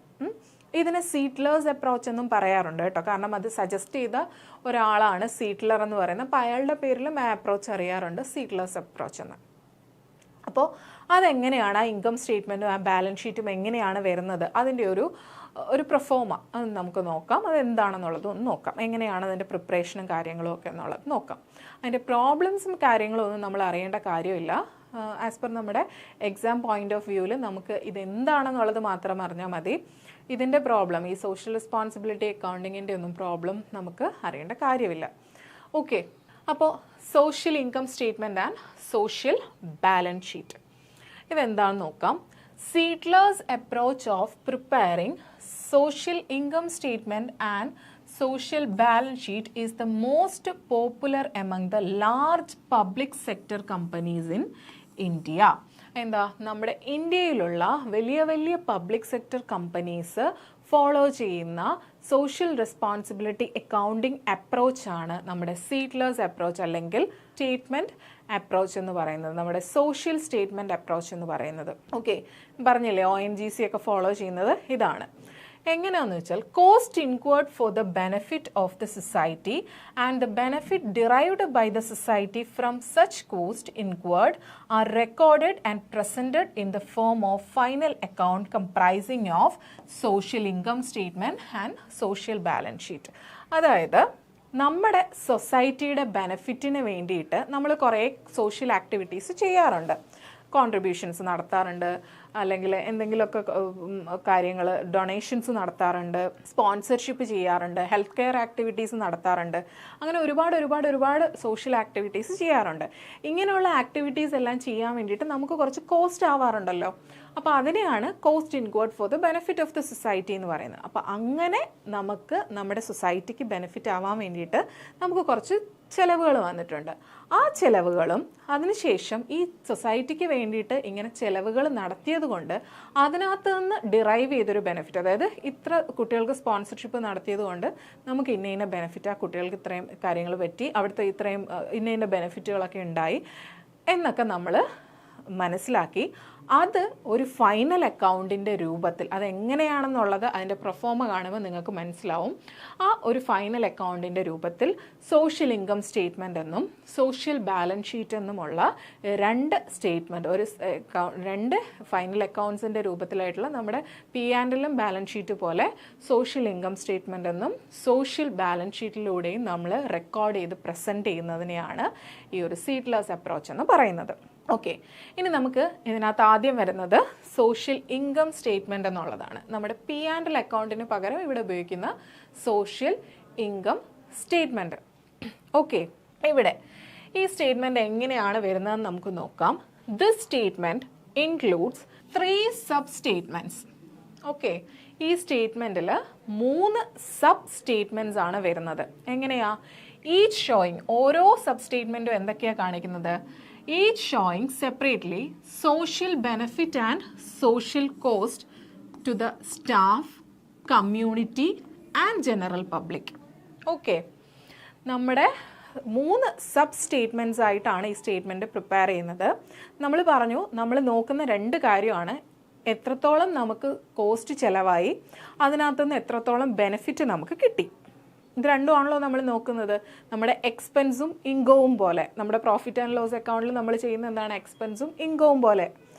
എക്സ്പെൻസ് എല്ലാം ഡെബിറ്റ് ചെയ്തിട്ട് ഇൻകം എല്ലാം ക്രെഡിറ്റ് ചെയ്യല്ലേ ചെയ്യുന്നത്. അതുപോലെ ഇവിടെ നമ്മുടെ സോഷ്യൽ ഇൻകം സ്റ്റേറ്റ്മെൻറ്റിൽ നമുക്ക് എത്രത്തോളം സോഷ്യൽ കോസ്റ്റ് ചിലവായി, അതിനകത്തുനിന്ന് എത്രത്തോളം സോഷ്യൽ ബെനിഫിറ്റ് നമുക്ക് കിട്ടി, ഇത് നമ്മൾ നോക്കും. ഇത് നോക്കുന്നത് 3 കാറ്റഗറിയിലോട്ടായിട്ടാണ് നമ്മൾ നോക്കുന്നത്. 3 സബ് സ്റ്റേറ്റ്മെൻ്റ് ആയിട്ടാണ് നമ്മൾ പ്രിപ്പയർ ചെയ്യുന്നത്. അതായത് സ്റ്റാഫിന് വേണ്ടിയിട്ട് നമുക്ക് എന്തൊക്കെ കാര്യങ്ങൾക്ക് വേണ്ടി നമുക്ക് കോസ്റ്റ് ചിലവായി, അതിനകത്ത് നിന്ന് എന്തൊക്കെ ബെനിഫിറ്റ് നമുക്ക് കിട്ടി. ആദ്യം സ്റ്റാഫ് എന്ന് പറയുന്ന ഒരു സബ് സ്റ്റേറ്റ്മെൻറ്റ്. രണ്ടാമത് കമ്മ്യൂണിറ്റിക്ക് വേണ്ടിയിട്ട് നമുക്ക് എന്തൊക്കെ കോസ്റ്റുകൾ ചിലവായി, എന്തൊക്കെ ബെനിഫിറ്റ് അതിനകത്തുനിന്ന് കിട്ടി. നെക്സ്റ്റ് ജനറൽ പബ്ലിക്കിന് വേണ്ടിയിട്ട് എന്തോരം കോസ്റ്റ് ചിലവായി, അതിനകത്ത് നിന്ന് എന്തൊക്കെ ബെനിഫിറ്റ് നമുക്ക് ഡിറൈവ് ചെയ്ത് കിട്ടി. ഇങ്ങനെയാണ് നമ്മൾ 3 കാറ്റഗറിക്ക് വേണ്ടിയിട്ട് 3 സബ് സ്റ്റേറ്റ്മെൻറ്റ്സ്. ഇവർക്ക് ഓരോരുത്തർക്കും വേണ്ടിയിട്ടുള്ള കോസ്റ്റ് ആൻഡ് ബെനിഫിറ്റ്, ഒരു കോസ്റ്റ് ആൻഡ് ബെനിഫിറ്റ് അനാലിസിസ് പോലെയാണ് നമ്മൾ ചെയ്യുന്നത്. ഓക്കെ, ഇനി the net social income is worked out of each of them. ഇനി ഇത് ഓരോന്ന് നമ്മൾ നോക്കിയിട്ട് കോസ്റ്റിനകത്തുനിന്ന് ബെനിഫിറ്റും കോസ്റ്റും വെച്ചിട്ട് നോക്കിയിട്ട് എന്തായാലും ബെനിഫിറ്റ് ആയിരിക്കുമല്ലോ കൂടുതൽ, അതിനകത്തുനിന്ന് നമുക്ക് എത്രത്തോളം നെറ്റ് സോഷ്യൽ ഇൻകം ഉണ്ടായെന്ന് നമ്മൾ ഈ ഓരോ കാറ്റഗറിയിലും ഓരോ സബ് സ്റ്റേറ്റ്മെൻറ്റെന്നും നമ്മൾ കണ്ടുപിടിക്കും. Okay, the sum of the net social income of these categories represents the net social impact of the company. ഈ ഓരോ കാറ്റഗറീസിനകത്തുനിന്നും നമുക്ക് എത്ര സോഷ്യൽ, അതായത് ആദ്യം സ്റ്റാഫിൻ്റെ കണ്ടുപിടിക്കും, പിന്നെ കമ്മ്യൂണിറ്റിയിലോട്ട് പോവും, പിന്നെ ജനറൽ പബ്ലിക്കിൻ്റെ കണ്ടുപിടിക്കും. ഇതിന് ഓരോന്നിൻ്റെയും കണ്ടുപിടിച്ചിട്ട് ഈ ഓരോന്നിൻ്റെയും നെറ്റ് സോഷ്യൽ ഇൻകം നമുക്ക് കിട്ടുന്നത് എല്ലാത്തിൻ്റെയും കൂടി സം ആയിരിക്കും, എല്ലാം കൂടി ആഡ് ചെയ്യുന്നതായിരിക്കും നമ്മുടെ നെറ്റ് സോഷ്യൽ ഇമ്പാക്റ്റ്. നമ്മുടെ കമ്പനി നമ്മുടെ സൊസൈറ്റിയിലേക്ക് ഉണ്ടാക്കിയിട്ടുള്ള സോഷ്യൽ ഇമ്പാക്റ്റ് എന്ന് പറയുന്നത് അതായിരിക്കും. ഓക്കെ, മനസ്സിലായെന്ന് വിചാരിക്കുന്നു. പ്രൊഫോമ കാണുമ്പോൾ ഒന്നും കൂടി ക്ലിയർ ആവും. അപ്പോൾ അതാണ് സോഷ്യൽ ഇൻകം സ്റ്റേറ്റ്മെൻറ്റ്. നോക്ക്, ഇതാണ് നമ്മുടെ സോഷ്യൽ ഇൻകം സ്റ്റേറ്റ്മെൻറ്റിൻ്റെ ഒരു പ്രൊഫോമ. കുറച്ചും കൂടി ഉണ്ട് കേട്ടോ, അടുത്ത പേജിൽ വരും. ഇതാണ് അതിൻ്റെ ഒരു പ്രൊഫോമ എന്ന് പറയുന്നത്. നോക്ക്, നമ്മുടെ നോർമലി നമ്മുടെ P&L പ്രിപ്പയർ ചെയ്യുന്നത് പോലെ ഒരു ഡബിൾ സൈഡൊന്നും അല്ല, സിംഗിൾ സൈഡാണ്. നമ്മൾ സാധാരണ സ്റ്റേറ്റ്മെൻറ്റ് കോസ്റ്റ് ഷീറ്റൊക്കെ പ്രിപ്പയർ ചെയ്യത്തില്ലേ, നമ്മൾ കോസ്റ്റ് ബെനിഫിറ്റ് അനാലിസിസ് നടത്തുന്നത് അങ്ങനെയല്ലേ, കോസ്റ്റ് ഷീറ്റൊക്കെ പ്രിപ്പയർ ചെയ്യുന്ന പോലെയാണ് നമ്മൾ ഇവിടെ ചെയ്യുന്നത്. ഇവിടെ നോക്കുക, ആദ്യം തന്നെ കണ്ടോ, നമ്മൾ social benefit and cost to staff, നമ്മുടെ സ്റ്റാഫിന് വേണ്ടിയിട്ട് നടത്തിയിട്ടുള്ള സോഷ്യൽ ആക്ടിവിറ്റീസിൻ്റെ കോസ്റ്റും അതിനകത്തുനിന്ന് കിട്ടിയിട്ടുള്ള ബെനിഫിറ്റും എങ്ങനെയാണെന്നുള്ളത്. ആദ്യം നമ്മൾ സോഷ്യൽ ബെനിഫിറ്റ്, നമ്മുടെ സ്റ്റാഫിന് വേണ്ടിയിട്ടുള്ള സോഷ്യൽ ബെനിഫിറ്റ് എന്തൊക്കെ ചെയ്തിട്ടുണ്ടെന്നുള്ളത്. എന്തൊക്കെ ചെയ്തിട്ടുണ്ട്? നമ്മൾ മെഡിക്കൽ ആൻഡ് ഹോസ്പിറ്റൽ ഫെസിലിറ്റീസ് അവർക്ക് ബെനിഫിഷ്യൽ ആയിട്ടുള്ള കാര്യമാണ് അല്ലേ, അത് പ്രൊവൈഡ് ചെയ്യാൻ വേണ്ടിയിട്ട് ഇത്ര രൂപ ചിലവഴിച്ചു. എഡ്യൂക്കേഷണൽ ഫെസിലിറ്റീസ് അവർക്ക് പ്രൊവൈഡ് ചെയ്യാൻ വേണ്ടിയിട്ട് ഇത്ര രൂപ ചിലവഴിച്ചു. ക്യാൻറ്റീൻ ഫെസിലിറ്റീസ് അവർക്ക് കൊടുത്തു, കാരണം നല്ല വർക്കിംഗ് കണ്ടീഷനൊക്കെ പ്രൊവൈഡ് ചെയ്യണമെങ്കിൽ ക്യാൻറ്റീൻ ഫെസിലിറ്റീസ് കൊടുക്കണം അല്ലേ, അതിന് വേണ്ടിയിട്ട് ഇത്ര എമൗണ്ട് ചിലവഴിച്ചു. ഇത്രയും പിന്നെ റീക്രിയേഷന് വേണ്ടിയിട്ട്, എൻ്റർടൈൻമെൻറ്റിന് വേണ്ടിയിട്ട്, കൾച്ചറൽ ആക്ടിവിറ്റീസിന് വേണ്ടിയിട്ട്, ഹൗസിങ്ങിനും ടൗൺഷിപ്പ് ഫെസിലിറ്റീസിനും ഒക്കെ വേണ്ടിയിട്ട് ഇത്രയും നമ്മുടെ ബെനിഫിറ്റ്സ്, സ്റ്റാഫിൻ്റെ ബെനിഫിറ്റ്സിന് വേണ്ടിയിട്ട് നമ്മൾ ചിലവഴിച്ചു. ഓക്കെ, അപ്പോൾ ഇത്രയൊക്കെ കാര്യങ്ങൾ അവർക്ക് പോസിറ്റീവായിട്ട് നമ്മൾ ചെയ്തു കൊടുത്ത കാര്യങ്ങളാണ്. അതിന് വേണ്ടിയിട്ട് ഇത്രയും എമൗണ്ട് നമ്മൾ ചിലവഴിച്ചു. ഓക്കെ, അത് കഴിഞ്ഞിട്ട് എന്താ വരുന്നത്? അവർക്ക് എന്തൊക്കെ സോഷ്യൽ കോസ്റ്റ്, അവർക്ക് നെഗറ്റീവായിട്ട് നമുക്ക് ചെയ്ത കുറച്ച് കാര്യങ്ങളും കൂടി വരും. അതെന്തൊക്കെയായിരുന്നു? സ്റ്റാഫിൻ്റെ മേളിലുള്ള സോഷ്യൽ കോസ്റ്റുകൾ എന്തൊക്കെയായിരുന്നു? ലേ ഓഫ് ആൻഡ് വോളണ്ടറി ടെർമിനേഷൻ. നമ്മൾ ചിലപ്പം സ്വമേധയാ അവർ പോയിട്ടുണ്ടായിരിക്കും, അല്ലെങ്കിൽ അവർ ലേ ഓഫ് ചെയ്ത് പോയിട്ടുണ്ട്, അവർ വന്നിട്ടുണ്ടായിരിക്കത്തില്ല, അല്ലെങ്കിൽ അവർ കറക്റ്റ് സമയത്ത് ജോലി ചെയ്യാതിരിക്കുക, അങ്ങനെയൊക്കെ വന്നിട്ടുണ്ട്. അല്ലെങ്കിൽ എക്സ്ട്രാ അവേഴ്സ് അവർ വർക്ക് ചെയ്തു, പക്ഷേ അവർക്കതിന് പേ ചെയ്തില്ല. അങ്ങനെ കുറച്ച് എമൗണ്ടുകളൊക്കെ അവർക്ക് നമ്മൾ നെഗറ്റീവായിട്ട് അവർക്ക് കുറച്ച് ഇമ്പാക്റ്റ് വരുത്തിയിട്ടുണ്ട്. ഇതിനകത്തുനിന്ന്, ഈ കോസ്റ്റിനകത്തുനിന്ന്, ഈ ബെനിഫിറ്റ്സിനകത്തുനിന്ന് ഈ കോസ്റ്റ് കുറയ്ക്കുമ്പോൾ നമുക്കൊരു എമൗണ്ട് കിട്ടും. ഓക്കെ, ഇത് രണ്ടും കുറയ്ക്കാനുള്ളതാണേ, അതിനകത്ത് തെറ്റ് വന്നു പോയത്, ലെസ്സാണേ. ഇത് ആദ്യത്തെ കാറ്റഗറിയുടെ നെറ്റ് സോഷ്യൽ ഇമ്പാക്റ്റ് ആണ്. നെറ്റ് സോഷ്യൽ ഇമ്പാക്റ്റ് എന്നുള്ളതാണേ. അതുപോലെ സ്റ്റാഫിൻ്റെ കഴിഞ്ഞു. രണ്ടാമത്തെ എന്താണ്? കമ്മ്യൂണിറ്റിക്ക് ഇതേപോലെ നമ്മൾ കുറച്ച് ബെനിഫിറ്റ്സും കോസ്റ്റും ഉണ്ടായിട്ടുണ്ട്. എന്താ? ആദ്യം നമ്മൾ കമ്മ്യൂണിറ്റിക്ക് വേണ്ടിയിട്ടുള്ള സോഷ്യൽ ബെനിഫിറ്റ്സ് എന്തൊക്കെ ചെയ്തിട്ടുണ്ട്? നമ്മൾ പഞ്ചായത്തിന് ടാക്സ് അടച്ചു, പഞ്ചായത്തിന് ബെനിഫിറ്റ് അല്ലേ. എൻവയോൺമെൻറ്റൽ ഇമ്പ്രൂവ്മെൻറ്റ്സിന് വേണ്ടിയിട്ട് നമ്മൾ കോൺട്രിബ്യൂട്ട് ചെയ്തു. എൻവയോൺമെൻറ്റ് സസ്റ്റൈനബിൾ ആയിട്ട് കൊണ്ടുപോകാൻ വേണ്ടിയിട്ട് അവിടെ എന്തെങ്കിലുമൊക്കെ കാര്യങ്ങൾ ചെയ്തിട്ടുണ്ടെങ്കിൽ അത് ചെയ്തു.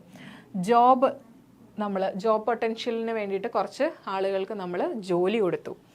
പിന്നെ പുതിയ ബിസിനസ്, അതായത് പുതിയ ബിസിനസ് അവിടെ കൊണ്ടുവരുമ്പം അതിൻ്റെ ബെനിഫിറ്റ് കിട്ടുന്ന ആർക്കാണ്? കമ്മ്യൂണിറ്റിക്ക് തന്നെയാണ്. അവർക്ക് പുതിയ പ്രോഡക്റ്റ് അല്ലെങ്കിൽ പുതിയൊരു സർവീസ് അവൈൽ ചെയ്യാൻ പറ്റുന്ന ചാൻസ് ആണ്. അപ്പോൾ പുതിയ ബിസിനസ് ഇൻട്രൊഡ്യൂസ് ചെയ്തു. ഇങ്ങനെയുള്ള സോഷ്യൽ ബെനിഫിറ്റൊക്കെ നമ്മൾ കമ്മ്യൂണിറ്റിക്ക് വേണ്ടിയിട്ട് ചെയ്തു.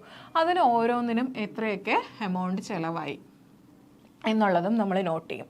അതിനുശേഷം കമ്മ്യൂണിറ്റിക്ക് വേണ്ടിയിട്ട് എന്തൊക്കെ കാര്യങ്ങൾ നമ്മൾ അതിന് വേണ്ടിയിട്ട് എന്തൊക്കെ സോഷ്യൽ കോസ്റ്റ് അവർക്ക് ഉണ്ടായി എന്നുള്ളത്. Increase in cost of living in the vicinity on account of a companies plans. എന്താ? അവരുടെ കോസ്റ്റ് ഓഫ് ലിവിങ്ങിൽ ചെറിയ വ്യത്യാസമൊക്കെ ഉണ്ടായി. കാരണം നേരത്തെ ഉണ്ടായിരുന്ന കോസ്റ്റ് ഓഫ് ലിവിങ് ആയിരുന്നില്ല, കമ്പനി പുതിയ കാര്യങ്ങളൊക്കെ കൊണ്ടുവന്നപ്പോഴത്തേക്കും അവരുടെ കോസ്റ്റ് ഓഫ് ലിവിങ്ങിൽ കുറച്ച് വ്യത്യാസം വന്നു. അപ്പോൾ അവരുടെ കോസ്റ്റ് ഓഫ് ലിവിങ് കൂടുമ്പോൾ എന്താ? അവരുടെ വരുമാനത്തിനനുസരിച്ച് അവർക്ക് ചിലവും കൂടിയപ്പോൾ അവരുടെ സേവിങ്സിൽ കുറച്ച് വ്യത്യാസമൊക്കെ വന്നിട്ടുണ്ട്.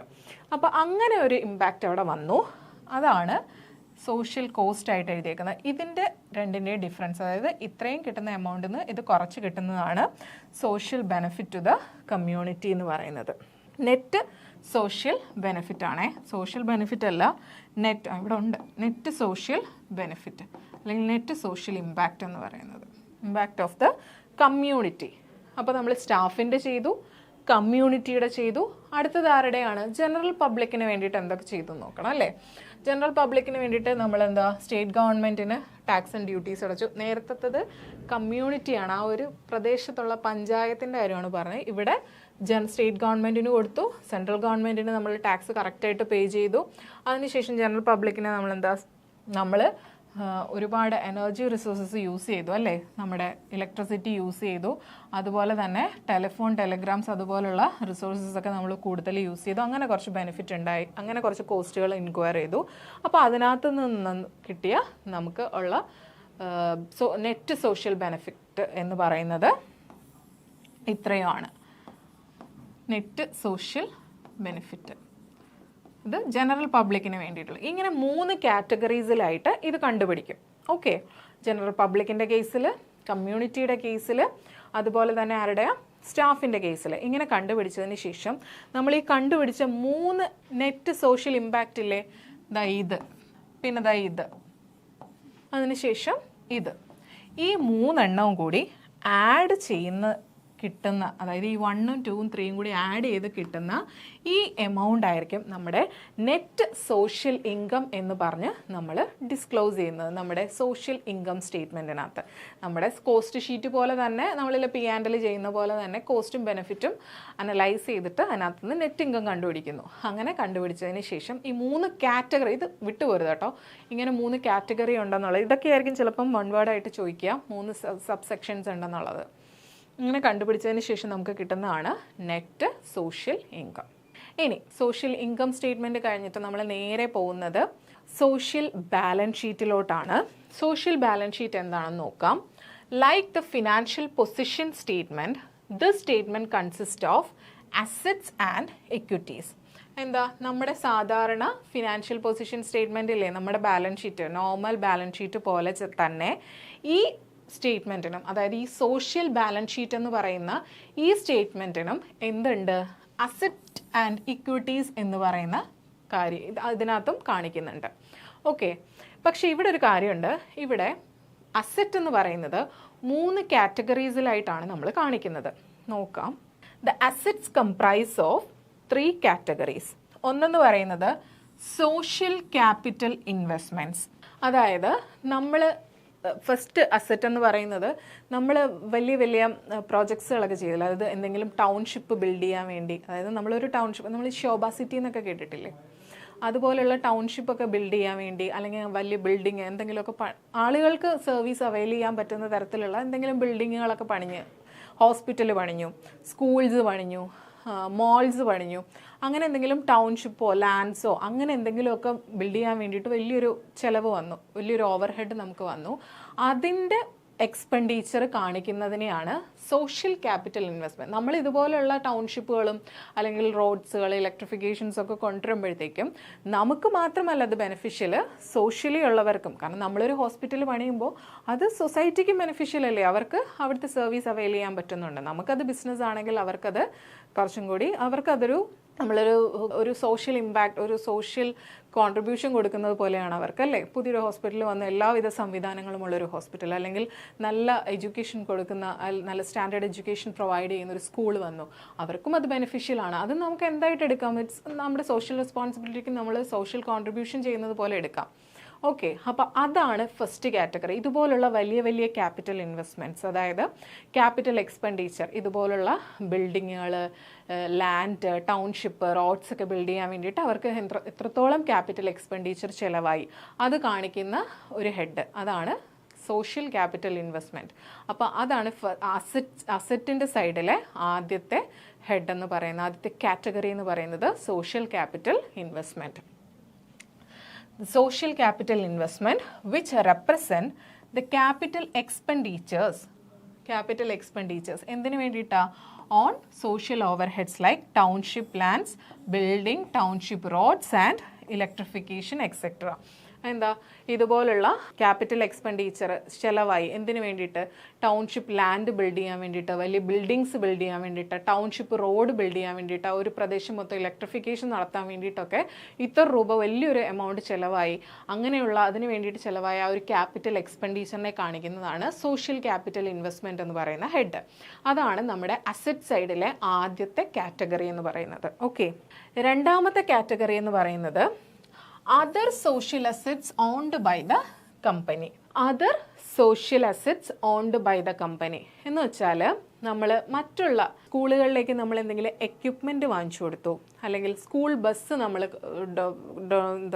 നമ്മൾ സ്കൂൾ ബസ് വാങ്ങിക്കാൻ വേണ്ടിയിട്ട് സ്പോൺസർ ചെയ്തു, അല്ലെങ്കിൽ ഹോസ്പിറ്റലിലേക്ക് അവിടെ ഓൾറെഡി ഒരു ഹോസ്പിറ്റലുണ്ട് പക്ഷേ അവിടെ ഇന്ന എക്യുപ്മെൻറ്റ്സ് ഒന്നും ഇല്ല എന്നുണ്ടെങ്കിൽ ആ എക്യുപ്മെൻറ്റ്സ് വാങ്ങിക്കാൻ വേണ്ടിയിട്ട് നമ്മൾ കോൺട്രിബ്യൂഷൻ നടത്തി. ഒരു ക്ലബ്ബ് ഉണ്ടെങ്കിൽ ക്ലബ്ബിൽ കാര്യമായിട്ട് റിക്രിയേഷണലായിട്ട് ചെയ്യാൻ പറ്റുന്ന എക്യുപ്മെൻറ്റ്സ് ഒന്നും ഇല്ലെങ്കിൽ അവിടത്തേക്കുള്ള എക്യുപ്മെൻറ്റ്സ് ഒക്കെ നമ്മൾ വാങ്ങി നൽകി, അതിനുള്ള സ്പോൺസർഷിപ്പ് നമ്മൾ കൊടുത്തു. അങ്ങനെയുള്ള കാര്യങ്ങളൊക്കെ നമ്മൾ ചെയ്യുമല്ലോ. അങ്ങനെ മറ്റുള്ളവർക്ക് ബെനിഫിഷ്യൽ ആവുന്ന തരത്തിൽ നമ്മൾ ഓൾറെഡി അവിടെ ഉണ്ടായിരുന്ന ഒരു ബിൽഡിങ്ങിലോ അല്ലെങ്കിൽ ഓൾറെഡി അവിടെ ഉണ്ടായിരുന്ന സ്കൂളിലോ കോളേജസിലോ ഒക്കെ ഇതുപോലുള്ള കാര്യങ്ങളൊക്കെ ചെയ്തു കൊടുത്തു.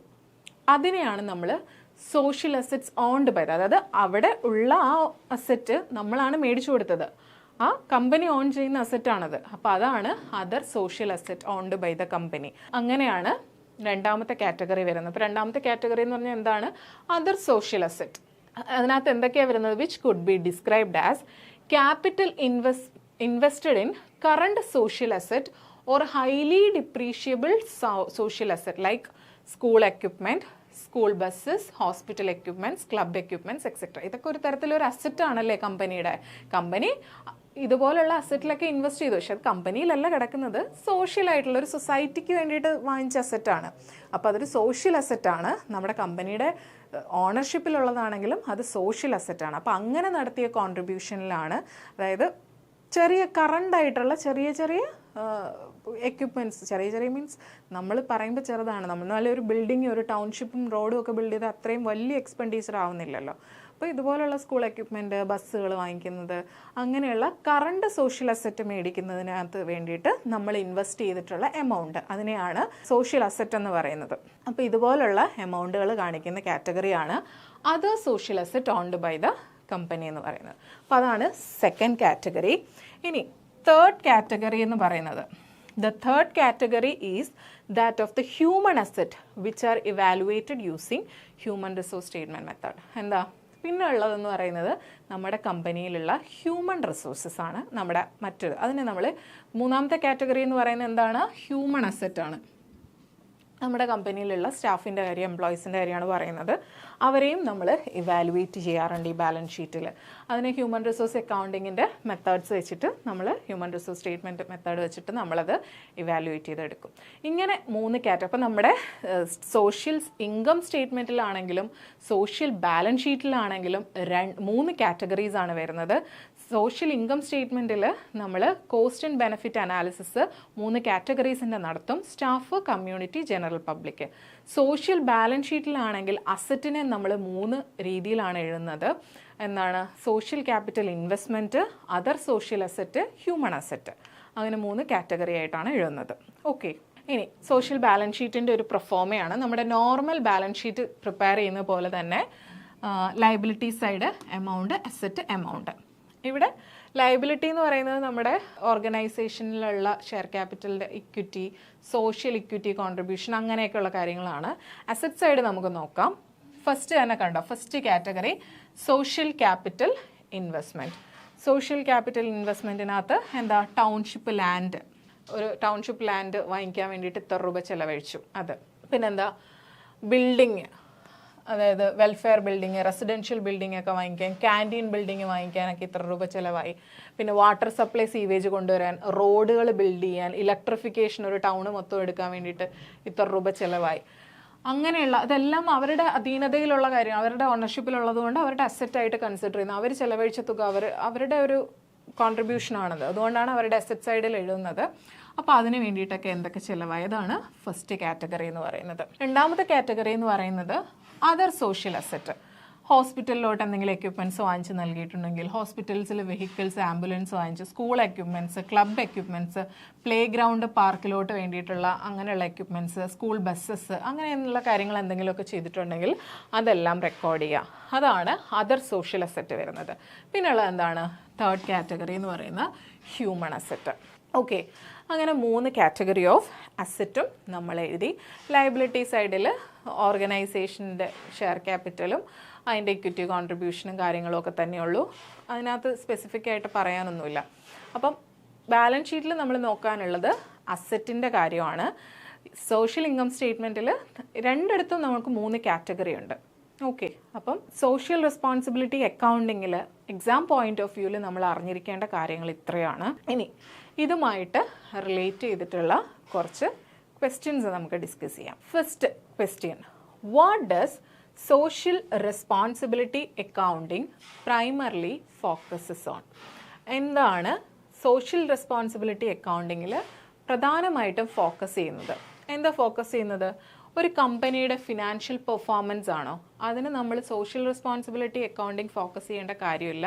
നോർമൽ നമ്മുടെ ട്രഡീഷണൽ അക്കൗണ്ടിങ്ങിൽ ഫോക്കസ് ചെയ്താൽ മതി. Financial performance of the company അല്ല നമ്മൾ നോക്കുന്നത്.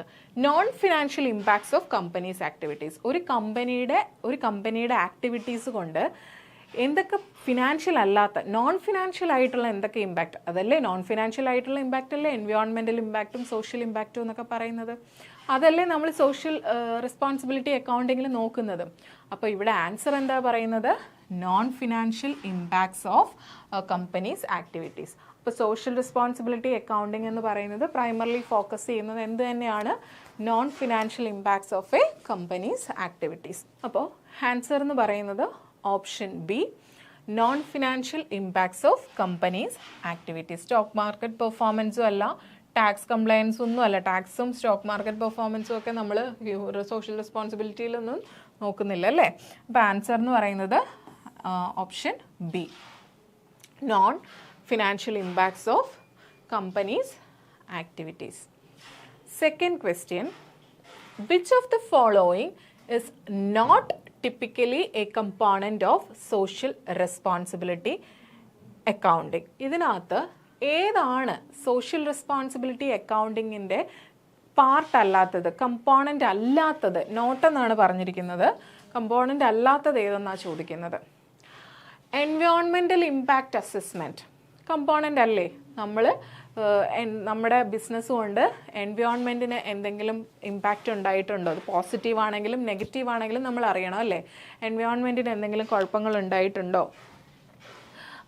പോസിറ്റീവാണോ നെഗറ്റീവാണോ, അത് നമ്മൾ അറിഞ്ഞിരിക്കേണ്ട കാര്യമാണല്ലേ. അപ്പോൾ ഫസ്റ്റ് വൺ എന്ന് പറയുന്നത് എൻവയോൺമെൻറ്റൽ ഇമ്പാക്റ്റ് അസസ്മെൻ്റ് എന്ന് പറയുന്നത് സോഷ്യൽ റെസ്പോൺസിബിലിറ്റി അക്കൗണ്ടിങ്ങിൽ അതിൻ്റെ ഒരു കമ്പോണൻ്റ് ആണ്. നമ്മൾ നോക്കാറുണ്ട് നമ്മുടെ എൻവയോൺമെൻറ്റിൽ നമ്മുടെ ബിസിനസ് ആക്ടിവിറ്റീസ് ഹാംഫുൾ ആണോ അല്ലയോ എന്നുള്ളത് നമ്മൾ നോക്കാറുണ്ട്.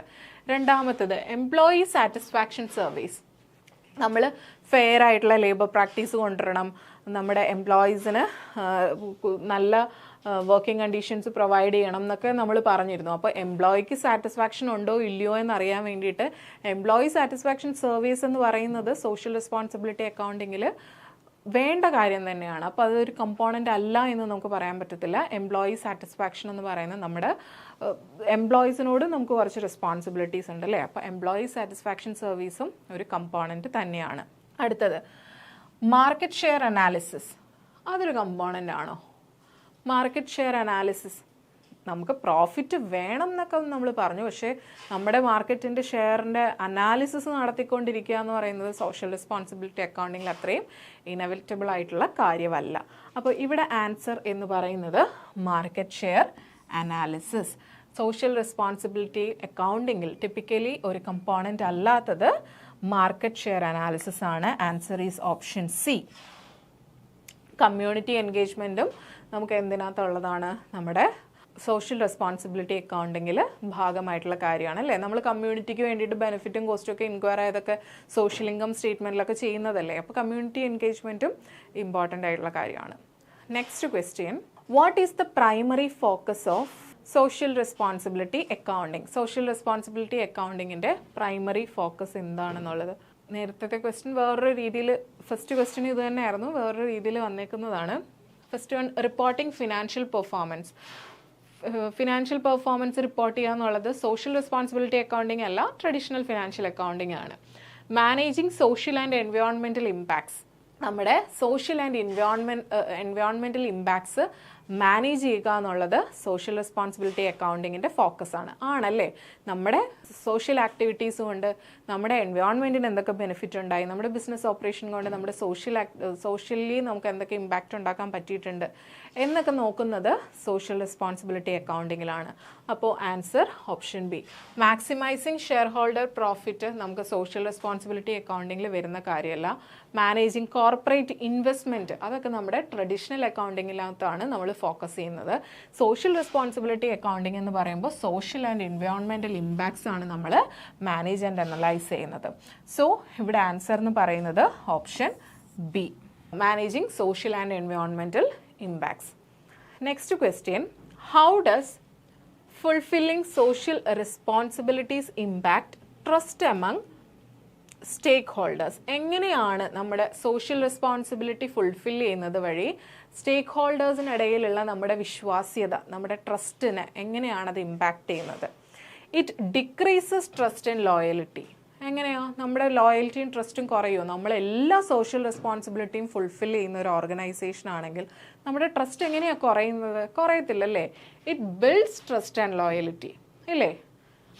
നമ്മുടെ ട്രസ്റ്റും ലോയൽറ്റിയും ഇമ്പ്രൂവ് ആവത്തതേ ഉള്ളൂ. ബിൽഡ് ട്രസ്റ്റ് കൂടുതലും അവരെല്ലാം നല്ല കാര്യമാണ് ചെയ്യുന്നത്. അവർ ഒരിക്കലും അങ്ങനൊന്നും ചെയ്യത്തില്ല. അവർക്ക് നമ്മൾ കോൺട്രിബ്യൂഷൻസ് നടത്തിയാൽ അല്ലെങ്കിൽ നമ്മൾ അവർക്ക് ക്രെഡിറ്റിന് എന്തെങ്കിലും കൊടുത്താൽ കൂടിയും എംപ്ലോയീസിനാണെങ്കിൽ അവിടെ ജോലി ചെയ്തിട്ടുണ്ടെങ്കിൽ ശമ്പളം കിട്ടും. ആ ഒരു ഇമ്പാക്റ്റ്, ഒരു ട്രസ്റ്റ് നമുക്ക് ബിൽഡ് ചെയ്തെടുക്കുകയാണ് ഉണ്ടാവുന്നത്. സോഷ്യൽ റെസ്പോൺസിബിലിറ്റീസ് ഫുൾഫിൽ ചെയ്യുന്ന ഒരു ഓർഗനൈസേഷനെ സംബന്ധിച്ച് അവർക്ക് എപ്പോഴും നല്ല രീതിയിലുള്ള ലോയൽറ്റിയും ട്രസ്റ്റും ബിൽഡ് ചെയ്യാൻ സാധിക്കുന്നുണ്ട്. അപ്പോൾ ആൻസർ എന്ന് പറയുന്നത് it build trust and loyalty. It has no impact on trust. Trust കുറയത്തുമില്ല കൂടത്തുമില്ല, ഒരു ഇമ്പാക്റ്റും ഉണ്ടാക്കാതെ അതേപോലെ തന്നെ നിൽക്കും. ഇല്ലല്ലേ? സോഷ്യൽ റെസ്പോൺസിബിലിറ്റീസ് ഒക്കെ ഫുൾഫിൽ ചെയ്യാതാണെങ്കിൽ ചിലപ്പോൾ കുറയാനും സാധ്യതയുണ്ട്, ഇമ്പാക്റ്റ് ഉണ്ടാവാനും. സോഷ്യൽ റെസ്പോൺസിബിലിറ്റി ഫുൾഫിൽ ചെയ്യുന്നില്ല എന്നുണ്ടെങ്കിൽ അവർക്ക് അത്രയും ട്രസ്റ്റ് ഒന്നും ഉണ്ടാവത്തില്ല. പിന്നെ it creates confusion among stakeholders. Social responsibilities fulfil ചെയ്യുന്നതുകൊണ്ട് സ്റ്റേക്ക് ഹോൾഡേഴ്സിനിടയിൽ ഒരു കൺഫ്യൂഷൻ ക്രിയേറ്റ് ചെയ്യുന്നു എന്ന് പറയുന്നത് ഇല്ലല്ലേ? അവർക്ക് കൂടുതൽ ട്രസ്റ്റ് ഉണ്ടാവുകയാണ് ചെയ്യുന്നത്, അല്ലാതെ ഒരു കൺഫ്യൂഷനൊന്നും ഉണ്ടാവുന്നില്ല. അപ്പോൾ ആൻസർ എന്ന് പറയുന്നത് option B, it build trust and loyalty. Next question, which approach to social responsibility accounting describes a company's social responsibility activities using qualitative descriptions without significant quantitative data? ഇതിനകത്ത് ഏത് സോഷ്യൽ റെസ്പോൺസിബിലിറ്റി അക്കൗണ്ടിങ് അപ്രോച്ചാണ് ഒരു company അതിൻ്റെ social responsibility activities qualitative, അതായത് quantitative data ഉപയോഗിക്കാതെ qualitative descriptions മാത്രം use ചെയ്തുകൊണ്ട് describe ചെയ്യുന്നത് ഈ താഴെ പറയുന്നതിൽ ഏത് സോഷ്യൽ റെസ്പോൺസിബിലിറ്റി അക്കൗണ്ടിങ് അപ്രോച്ചിലാണ് എന്നുള്ളത്. നമ്മൾ ഫസ്റ്റ് പഠിച്ചതാണെന്ത്? ഫസ്റ്റ് അപ്രോച്ച് എന്തായിരുന്നു? നറേറ്റീവ് അപ്രോച്ച് അല്ലേ? നറേറ്റീവ് അപ്രോച്ചിൽ നമ്മൾ എങ്ങനെയായിരുന്നു പറഞ്ഞത്? ഒരു നറേഷൻ കൊടുക്കും. എങ്ങനെ? നമ്മൾ ഇന്ന കാര്യങ്ങൾ ചെയ്തു എന്ന് മാത്രം. അവിടെ ഒരു ക്വാണ്ടിറ്റേറ്റീവ് ഇൻഫോർമേഷന് നമ്മൾ കൊടുക്കത്തില്ല. നമ്മൾ ചെയ്ത കാര്യങ്ങൾ മാത്രം ജസ്റ്റ് നറേഷൻ പോലെ എഴുതി വയ്ക്കും. അങ്ങനെ ഡിസ്ക്ലോസ് ചെയ്യുന്ന അപ്രോച്ചിനെയാണ് നറേറ്റീവ് അപ്രോച്ച് എന്ന് പറയുന്നത്. അപ്പോൾ ഇവിടുത്തെ ആൻസർ എന്ന് പറയുന്നത് ക്വാണ്ടിറ്റേറ്റീവ് ഡേറ്റ ഇല്ലാതെ ക്വാളിറ്റേറ്റീവ് ഡിസ്ക്രിപ്ഷൻസ് യൂസ് ചെയ്തുകൊണ്ട് മാത്രം സോഷ്യൽ റെസ്പോൺസിബിലിറ്റി ആക്ടിവിറ്റീസ് ഡിസ്ക്രൈബ് ചെയ്യുന്ന അപ്രോച്ച് ഏതാണെന്ന് ചോദിച്ചാൽ option B, narrative approach. Okay, answer option B ആണ്, narrative approach. Footnote disclosure approach എന്ന് പറഞ്ഞാൽ അറിയാമല്ലോ, ഫിനാൻഷ്യൽ സ്റ്റേറ്റ്മെൻറ്റിൻ്റെ അവസാനം ഫുഡ് നോട്ട് പോലെ നമ്മൾ ചെയ്ത കാര്യങ്ങൾ എഴുതും. പിക്ചോറിക്കൽ അപ്രോച്ച് എന്ന് വെച്ചാൽ ഫോട്ടോഗ്രാഫ്സ് എടുത്തിട്ടാണ് നമ്മൾ ചെയ്ത കാര്യങ്ങൾ അറിയിക്കുന്നത്. ഗോൾ ഓറിയൻറ്റഡ് എന്ന് പറയുന്നത് നമുക്കറിയാം, നമ്മൾ നേരത്തെ ഫിക്സ് ചെയ്ത് വെക്കും ഒരു പീരീഡിലോട്ട് എന്തൊക്കെ ചെയ്യണം എന്നുള്ളത്. അത് അങ്ങനെ തന്നെ ചെയ്തിട്ട് അത് അച്ചീവ് ചെയ്ത് കഴിഞ്ഞ് അത് ഫിനാൻഷ്യൽ സ്റ്റേറ്റ്മെൻറ്റിനോടൊപ്പം തന്നെ അത് ഡിസ്ക്ലോസ് ചെയ്യും. Okay, next question, which of the following is not considered a social responsibility of business? ഈ പറയുന്നതിൽ ഏതാണ് ബിസിനസ്സിൻ്റെ സോഷ്യൽ റെസ്പോൺസിബിലിറ്റിയിൽ കൺസിഡർ ചെയ്യാത്തൊരു കാര്യം? എന്താണ്? പ്രോഫിറ്റബിലിറ്റി ബിസിനസ് റെസ്പോൺസിബിലിറ്റി ആണ്, സോഷ്യൽ റെസ്പോൺസിബിലിറ്റി ആണ്. കാരണം നമ്മൾ പറഞ്ഞു ആദ്യം തന്നെ പ്രോഫിറ്റബിലിറ്റി വേണം. കാരണം ബിസിനസ്സിന് സർവൈവലും ഗ്രോത്തും ഉണ്ടെങ്കിൽ മാത്രമേ അവർക്ക് സോഷ്യലി നമുക്ക് എന്തെങ്കിലും ആ ബിസിനസ്സിന് സോഷ്യലി എന്തെങ്കിലും കോൺട്രിബ്യൂഷൻസ് നടത്താൻ പറ്റത്തുള്ളൂ. പ്രോഫിറ്റ് ഇല്ലാത്തൊരു കമ്പനിക്ക് എന്തെങ്കിലും കോൺട്രിബ്യൂഷൻസ് നടത്താൻ പറ്റുമോ? ഇല്ല. ആദ്യം അവർ സർവൈവ് ചെയ്യണം, അവർക്ക് ഗ്രോത്ത് ഉണ്ടാവണം. ഗ്രോത്ത് ഉണ്ടാവുന്നതിനനുസരിച്ച് അവർ കോൺട്രിബ്യൂഷൻസ് നടത്തും. അപ്പോൾ പ്രോഫിറ്റബിലിറ്റി ഇത് കൺഫ്യൂസിങ് ആവും ചിലപ്പോൾ. ഓക്കെ, അപ്പോൾ പ്രോഫിറ്റബിലിറ്റി എന്ന് പറയുന്നത് എപ്പോഴും ഒരു റെസ്പോൺസിബിലിറ്റി തന്നെയാണ്. അതല്ലാന്ന് ചിലപ്പോൾ വിചാരിക്കും പ്രോഫിറ്റ് ഉണ്ടാക്കുക എന്ന് പറയുന്നത് കൺസ്യൂമേഴ്സിനെ പിഴിഞ്ഞ് പ്രോഫിറ്റ് ഉണ്ടാക്കുക, ആ ഒരു രീതിയിലൊക്കെ ചിന്തിക്കും. പക്ഷേ അല്ല, പ്രോഫിറ്റബിലിറ്റി എന്ന് പറയുന്നത് ബിസിനസ്സിൻ്റെ ഒരു സോഷ്യൽ റെസ്പോൺസിബിലിറ്റി തന്നെയാണ്. ബിക്കോസ് അവർക്ക് സർവൈവ് ചെയ്യണം അല്ലേ? അപ്പോൾ അതാണ് ആദ്യത്തെ. അപ്പം അത് ഒരു സോഷ്യൽ റെസ്പോൺസിബിലിറ്റി ആണ്. രണ്ടാമത്തത്, എൻവയോൺമെൻറ്റിനെ പൊല്യൂട്ട് ചെയ്യുക. അതൊരു സോഷ്യൽ റെസ്പോൺസിബിലിറ്റി ആണോ? എൻവയോൺമെൻറ്റിനെ പൊല്യൂട്ട് ചെയ്യാതിരിക്കുക എന്നുള്ളതാണ്, അല്ലെങ്കിൽ എൻവയോൺമെൻറ്റിന് പൊല്യൂഷൻ വരുത്താതിരിക്കുക എന്നുള്ളതാണ് സോഷ്യൽ റെസ്പോൺസിബിലിറ്റി. ഇവിടെ പൊല്യൂട്ട് ചെയ്യുക എന്നുള്ളതാണ് പറഞ്ഞിരിക്കുന്നത്. അപ്പോൾ അതൊരു സോഷ്യൽ റെസ്പോൺസിബിലിറ്റി അല്ല. അപ്പോൾ ആൻസർ എന്ന് പറയുന്നത് polluting the environment is not considered as a social responsibility of business. ഇനി compliance with laws and regulations, ലോസും റെഗുലേഷൻസും ഒക്കെ ഫോളോ ചെയ്യുക, അതൊരു സോഷ്യൽ റെസ്പോൺസിബിലിറ്റി തന്നെയാണ്. നല്ല ഫെയർ ലേബർ പ്രാക്ടീസസ് ഒക്കെ അഡോപ്റ്റ് ചെയ്യുക, അതും ഒരു സോഷ്യൽ റെസ്പോൺസിബിലിറ്റി തന്നെയാണ്. അപ്പോൾ ആൻസർ എന്ന് പറയുന്നത് option B, polluting the environment. Next question, how does social responsibility contribute to a companies long term success? എങ്ങനെയാണ് സോഷ്യൽ റെസ്പോൺസിബിലിറ്റി ഒരു കമ്പനിയുടെ ലോങ് ടേം സക്സസ്സിലേക്ക് കോൺട്രിബ്യൂട്ട് ചെയ്യുക? നമ്മൾ ഇമ്പോർട്ടൻസ് പഠിച്ച സമയത്ത് പറഞ്ഞു social responsibility social responsibility fulfil ചെയ്യുന്നത് വഴി കമ്പനിക്ക് ഒരു ലോങ് ടേം സക്സസ് തന്നെ ഉണ്ടായിരിക്കുമെന്ന് നമ്മൾ പറഞ്ഞു. അതെങ്ങനെയാണ് ഉണ്ടാവുന്നത്, എങ്ങനെയാണത് കോൺട്രിബ്യൂട്ട് ചെയ്യുന്നത് എന്നുള്ളതാണ്. First one, by focusing solely on short term financial gains. നമ്മൾ ഷോർട്ട് ടേം ആയിട്ടുള്ള ഫിനാൻഷ്യൽ ഗെയിൻസിൽ മാത്രം ഫോക്കസ് ചെയ്തുകൊണ്ട് നമുക്കൊരു ലോങ് ടേം സക്സസ് ഉണ്ടാക്കിയെടുക്കാൻ പറ്റും. അല്ലല്ലേ, തെറ്റാണ്. By addressing social and environmental issues for sustainable development. നമ്മൾ നിൽക്കുന്ന ഓർഗനൈസേഷന് ഉള്ള സോഷ്യൽ ആൻഡ് എൻവയോൺമെൻറ്റൽ ഇഷ്യൂസിനെ എല്ലാം മനസ്സിലാക്കി അതിന് ഡെവലപ്മെൻറ്റിന് വേണ്ടിയിട്ടുള്ള കാര്യങ്ങൾ ചെയ്താൽ നമുക്കവിടെ ഒരു ലോങ് ടേം സക്സസ് ഉണ്ടാവും. അപ്പം രണ്ടാമത്തെ കാര്യമാണ് കറക്റ്റായിട്ടുള്ളത്. നമ്മൾ നമ്മുടെ ഓർഗനൈസേഷൻ നിൽക്കുന്ന ആ ഒരു ചുറ്റുപാടിലുള്ള സോഷ്യൽ ആൻഡ് എൻവയോൺമെൻറ്റൽ ഇഷ്യൂസ് എന്താണെന്ന് മനസ്സിലാക്കിയതിന് ശേഷം അതിന് വേണ്ടിയിട്ടുള്ള സസ്റ്റൈനബിൾ ഡെവലപ്മെൻറ്റിന് വേണ്ടിയിട്ടുള്ള കാര്യങ്ങൾ ചെയ്താൽ ആ ഒരു സൊസൈറ്റിയിൽ നമ്മുടെ ഇമ്പാക്റ്റ് വലുതായിരിക്കും. ആ ഒരു സൊസൈറ്റിയിൽ നമുക്ക് എന്നും ഒരു നിലനിൽപ്പ് ഉണ്ടായിരിക്കും. ഒരു ലോങ് ടേം സക്സസ് നമുക്ക് അച്ചീവ് ചെയ്യാൻ പറ്റും. അപ്പം ആൻസർ എന്ന് പറയുന്നത് ഓപ്ഷൻ ബി ആണ്. By addressing social and environmental issues for sustainable development. Community engagement avoid ചെയ്തുകൊണ്ട് അല്ല, എൻവയോൺമെൻറ്റൽ റെഗുലേഷൻസ് ഇഗ്നോർ ചെയ്തതുകൊണ്ട് അല്ല. ഇത് രണ്ടും അല്ല. നമ്മുടെ ആൻസർ എന്ന് പറയുന്നത് ഓപ്ഷൻ ബി. അടുത്തത്, what does social responsibility accounting aim to measure? ഈ താഴെ പറയുന്നതിൽ എന്താണ് സോഷ്യൽ റെസ്പോൺസിബിലിറ്റി അക്കൗണ്ടിങ് മെഷർ ചെയ്യാൻ എയിം ചെയ്യുന്നത്? Financial profit only. Financial profit ആണോ? അതിന് നമ്മൾ ഫിനാൻഷ്യൽ അക്കൗണ്ടിങ് ആണ് ഫോളോ ചെയ്യുന്നത് അല്ലേ? നമ്മുടെ P&L ബാലൻസ് ഷീറ്റും. ഇവിടെ ഫിനാൻഷ്യൽ പ്രോഫിറ്റ് ഒന്നും അല്ല. പിന്നെ periodic net social contribution of a firm ആണല്ലേ. നമ്മൾ മറ്റേ സോഷ്യൽ ഇൻകം, സോഷ്യൽ ബാലൻസ് ഷീറ്റൊക്കെ പ്രിപ്പയർ ചെയ്യുന്നത് എന്തിനായിരുന്നു? നെറ്റ് സോഷ്യൽ കോൺട്രിബ്യൂഷൻ ഐഡൻറ്റിഫൈ ചെയ്യാൻ വേണ്ടിയിട്ടായിരുന്നു. അപ്പോൾ നമ്മുടെ സോഷ്യൽ റെസ്പോൺസിബിലിറ്റി അക്കൗണ്ടിങ് എയിം ചെയ്യുന്നത് എന്ത് മെഷർ ചെയ്യാനാണ്? നമ്മുടെ പീരിയോഡിക് ആയിട്ടുള്ള നെറ്റ് സോഷ്യൽ കോൺട്രിബ്യൂഷൻ മെഷർ ചെയ്യാനാണ്. മാർക്കറ്റിംഗ് എക്സ്പെൻസ് അറിയാൻ വേണ്ടിയിട്ടല്ല, എംപ്ലോയി പെർഫോമൻസ് അറിയാൻ വേണ്ടിയിട്ടല്ല. നമ്മൾ എന്തിനാ ചെയ്യുന്നത്? നമ്മുടെ നെറ്റ് സോഷ്യൽ കോൺട്രിബ്യൂഷൻ അറിയാൻ വേണ്ടിയിട്ടാണ്. ആൻസർ എന്ന് പറയുന്നത് option B, the periodic net contribution of a firm. ഇനി താഴെ പറയുന്നതിൽ ഏതാണ് which of the following is an example of ethical business practices? താഴെ പറയുന്നതിൽ ഏതാണ് എത്തിക്കൽ ആയിട്ടുള്ള ഒരു ബിസിനസ് പ്രാക്ടീസസ് എന്ന് പറയുന്നത്? Engaging deceptive advertising. കള്ളത്തരത്തിലുള്ള, അതായത് ഒരിക്കലും നടക്കാത്ത കാര്യങ്ങളൊക്കെ അഡ്വർടൈസ് ചെയ്ത് കൊടുക്കാറില്ലേ? നമ്മൾ ഇത് തേച്ചാൽ വെളുക്കും എന്നൊക്കെ പറയുന്ന പോലെ ഒരു ലോജിക്കുമില്ലാത്ത രീതിയിലുള്ള അഡ്വർടൈസിങ്ങിൽ എൻഗേജ് ചെയ്യുക ആണോ? അതൊരു എത്തിക്കൽ സ്റ്റാൻഡേർഡ് ആണോ? അല്ല, അത് തെറ്റാണ്. Providing fair treatment of employees. നമ്മുടെ ഓർഗനൈസേഷനിൽ ജോലി ചെയ്യുന്ന എംപ്ലോയീസിനെ എല്ലാം നല്ല രീതിയിൽ ട്രീറ്റ് ചെയ്യുക. അതായത് അവർക്ക് നല്ല വേതനം കൊടുക്കുക, അവർക്ക് നല്ല വർക്കിംഗ് കണ്ടീഷൻസ് കൊടുക്കുക, അവർക്ക് കരിയർ ഡെവലപ്മെൻറ്റിന് വേണ്ടിയിട്ടുള്ള ട്രെയിനിങ് പ്രോഗ്രാംസ് ഒക്കെ കൊടുക്കുക, അങ്ങനെയുള്ള കാര്യങ്ങളൊക്കെ ചെയ്യുക. അപ്പോൾ അത് ഒരു നല്ല എത്തിക്കലായിട്ടുള്ള ബിസിനസ് പ്രാക്ടീസ് ആണ്. ഓക്കെ, ഇനി ലേബർ ലോസ് ഇഗ്നോർ ചെയ്യുക. അതൊരു എത്തിക്കൽ, ലേബർ ലോസ് പാലിക്കുകയാണ് വേണ്ടത് അല്ലേ? ഇഗ്നോർ ചെയ്യുക എന്നുള്ളത് ഒരിക്കലും ഒരു എത്തിക്കലായിട്ടുള്ള കാര്യമല്ല. Exploiting workers for profit. നമ്മുടെ പ്രോഫിറ്റിന് വേണ്ടിയിട്ട് അവിടെ ജോലി ചെയ്യുന്ന വർക്കേഴ്സിനെയൊക്കെ നല്ല രീതിക്ക് ചൂഷണം ചെയ്യുക, അതൊരു എത്തിക്കലായിട്ടുള്ള കാര്യമാണോ? അൺഎത്തിക്കലായിട്ടുള്ള കാര്യമാണ് അല്ലേ? ഒരിക്കലും അങ്ങനെ ചൂഷണം ചെയ്യാൻ പാടില്ല. സോ ഇവിടെ എത്തിക്കലായിട്ടുള്ള ബിസിനസ് പ്രാക്ടീസിന് ഒരു എക്സാമ്പിളാണ് ചോദിച്ചത്. ഇവിടെ ആൻസർ വരുന്നത് providing fair treatment of employees.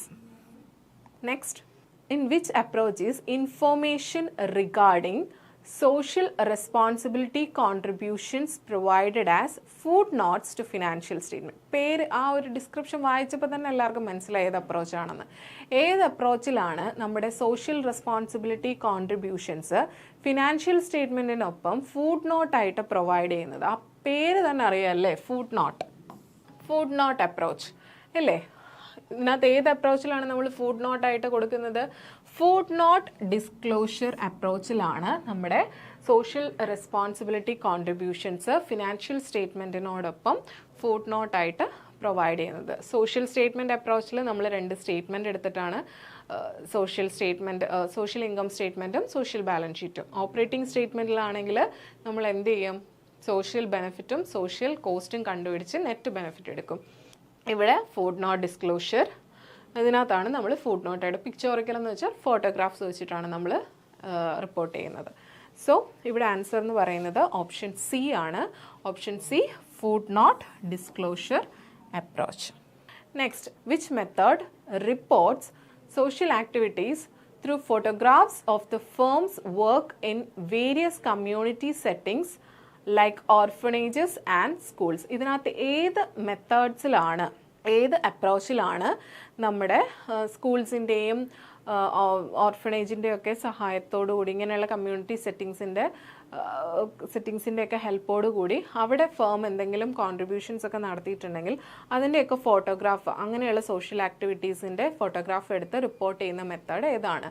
Photograph എന്ന് കേൾക്കുമ്പോൾ തന്നെ നമുക്കറിയാം പിക്ചോറിക്കൽ അപ്രോച്ച് ആണെന്നുള്ളത്, അല്ലേ? Pictorial approach.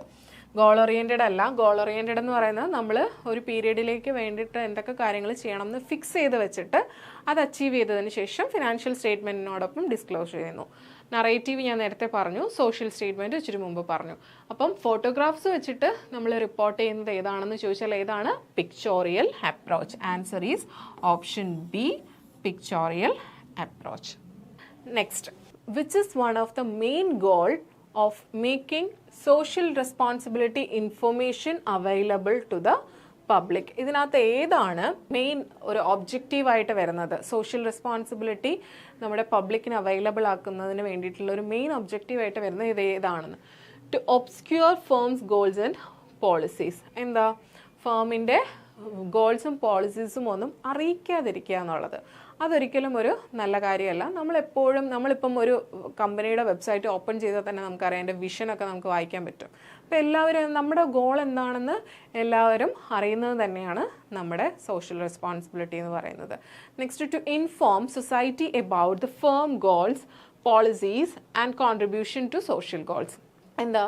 നമ്മുടെ സൊസൈറ്റി അറിയിക്കുക നമ്മുടെ ഫേമിൻ്റെ ഗോൾ എന്താണ്, നമ്മുടെ പോളിസീസ് എന്താണ്, അതുപോലെ തന്നെ ആ സോഷ്യൽ ഗോൾസിലേക്ക് നമ്മൾ എന്തൊക്കെ കോൺട്രിബ്യൂഷൻസ് ചെയ്യുന്നുണ്ട്, ഇതൊക്കെ അറിയിക്കുക എന്നുള്ളതാണ് നമ്മുടെ ഒരു ഒബ്ജക്റ്റീവ് എന്ന് പറയുന്നത്, അല്ലേ? അതൊരു ഒബ്ജക്റ്റീവ് ആണല്ലേ? നമ്മൾ ഒബ്ജക്റ്റീവ്സ് പറഞ്ഞ സമയത്ത് എടുത്തു പറഞ്ഞ കാര്യമാണ്. ഇതെല്ലാം ഇങ്ങനെയുള്ള ഇൻഫോർമേഷൻസ് എല്ലാം നമ്മൾ പബ്ലിക്കിനെ അറിയിക്കേണ്ടത് നമ്മുടെ സോഷ്യൽ റെസ്പോൺസിബിലിറ്റിയിൽ വരുന്ന കാര്യമാണ്. ബിസിനസ് സീക്രസി കൊണ്ടുവരാനാണോ ഈ കാര്യം അറിയിക്കുന്നത്? അല്ല, സോഷ്യൽ റെസ്പോൺസിബിലിറ്റിക്ക് വേണ്ടിയിട്ടാണ്.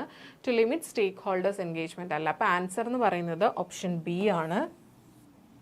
To inform society about the firm's goals, policies and contribution to social goals.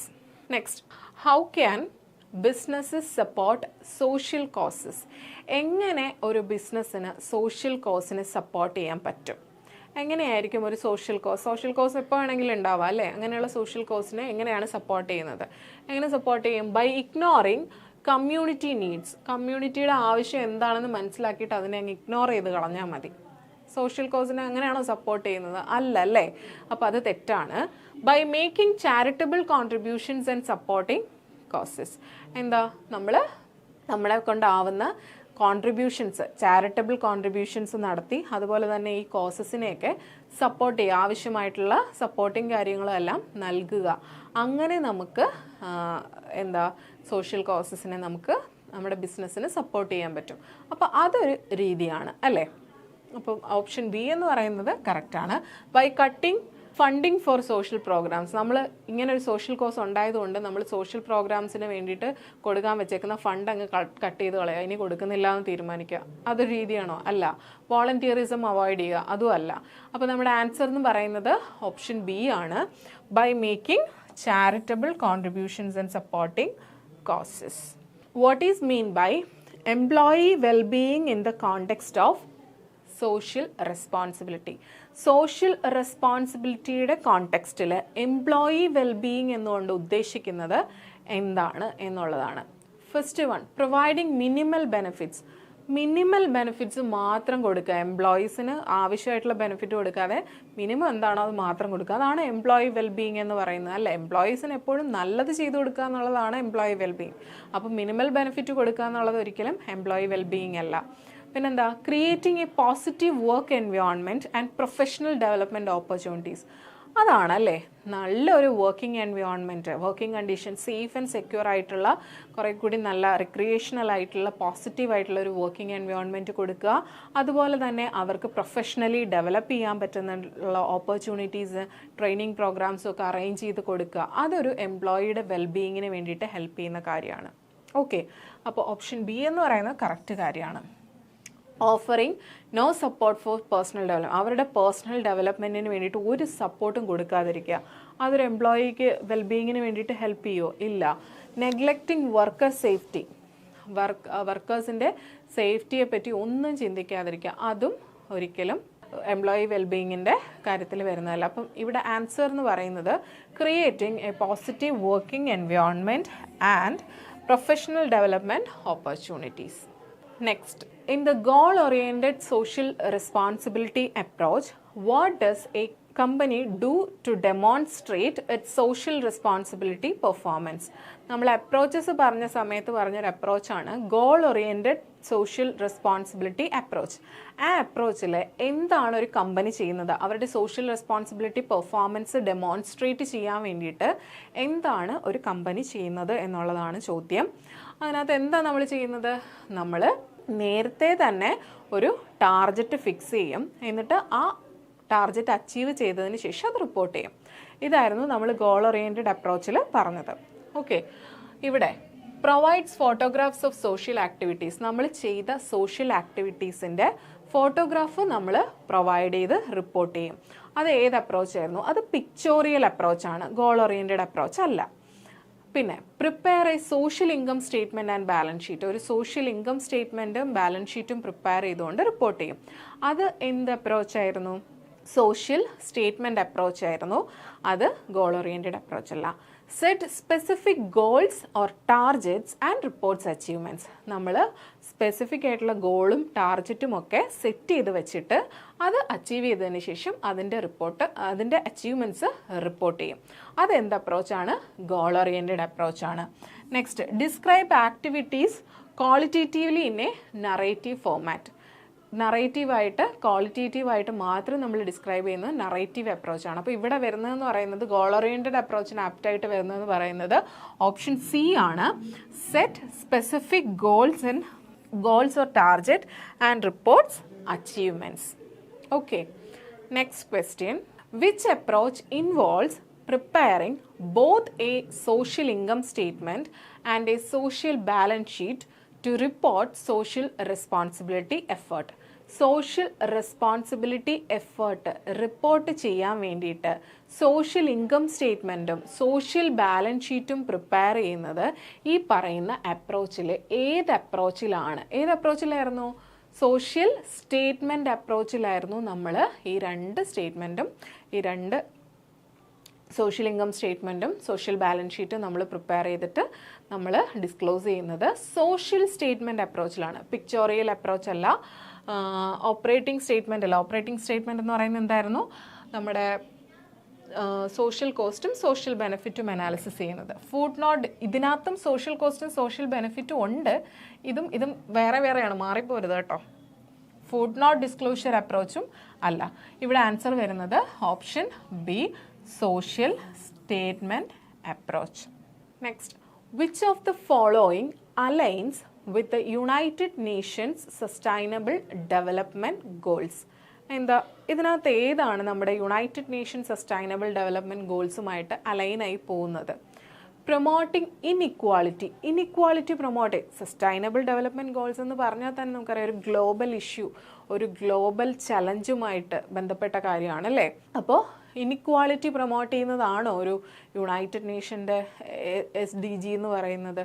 അല്ല.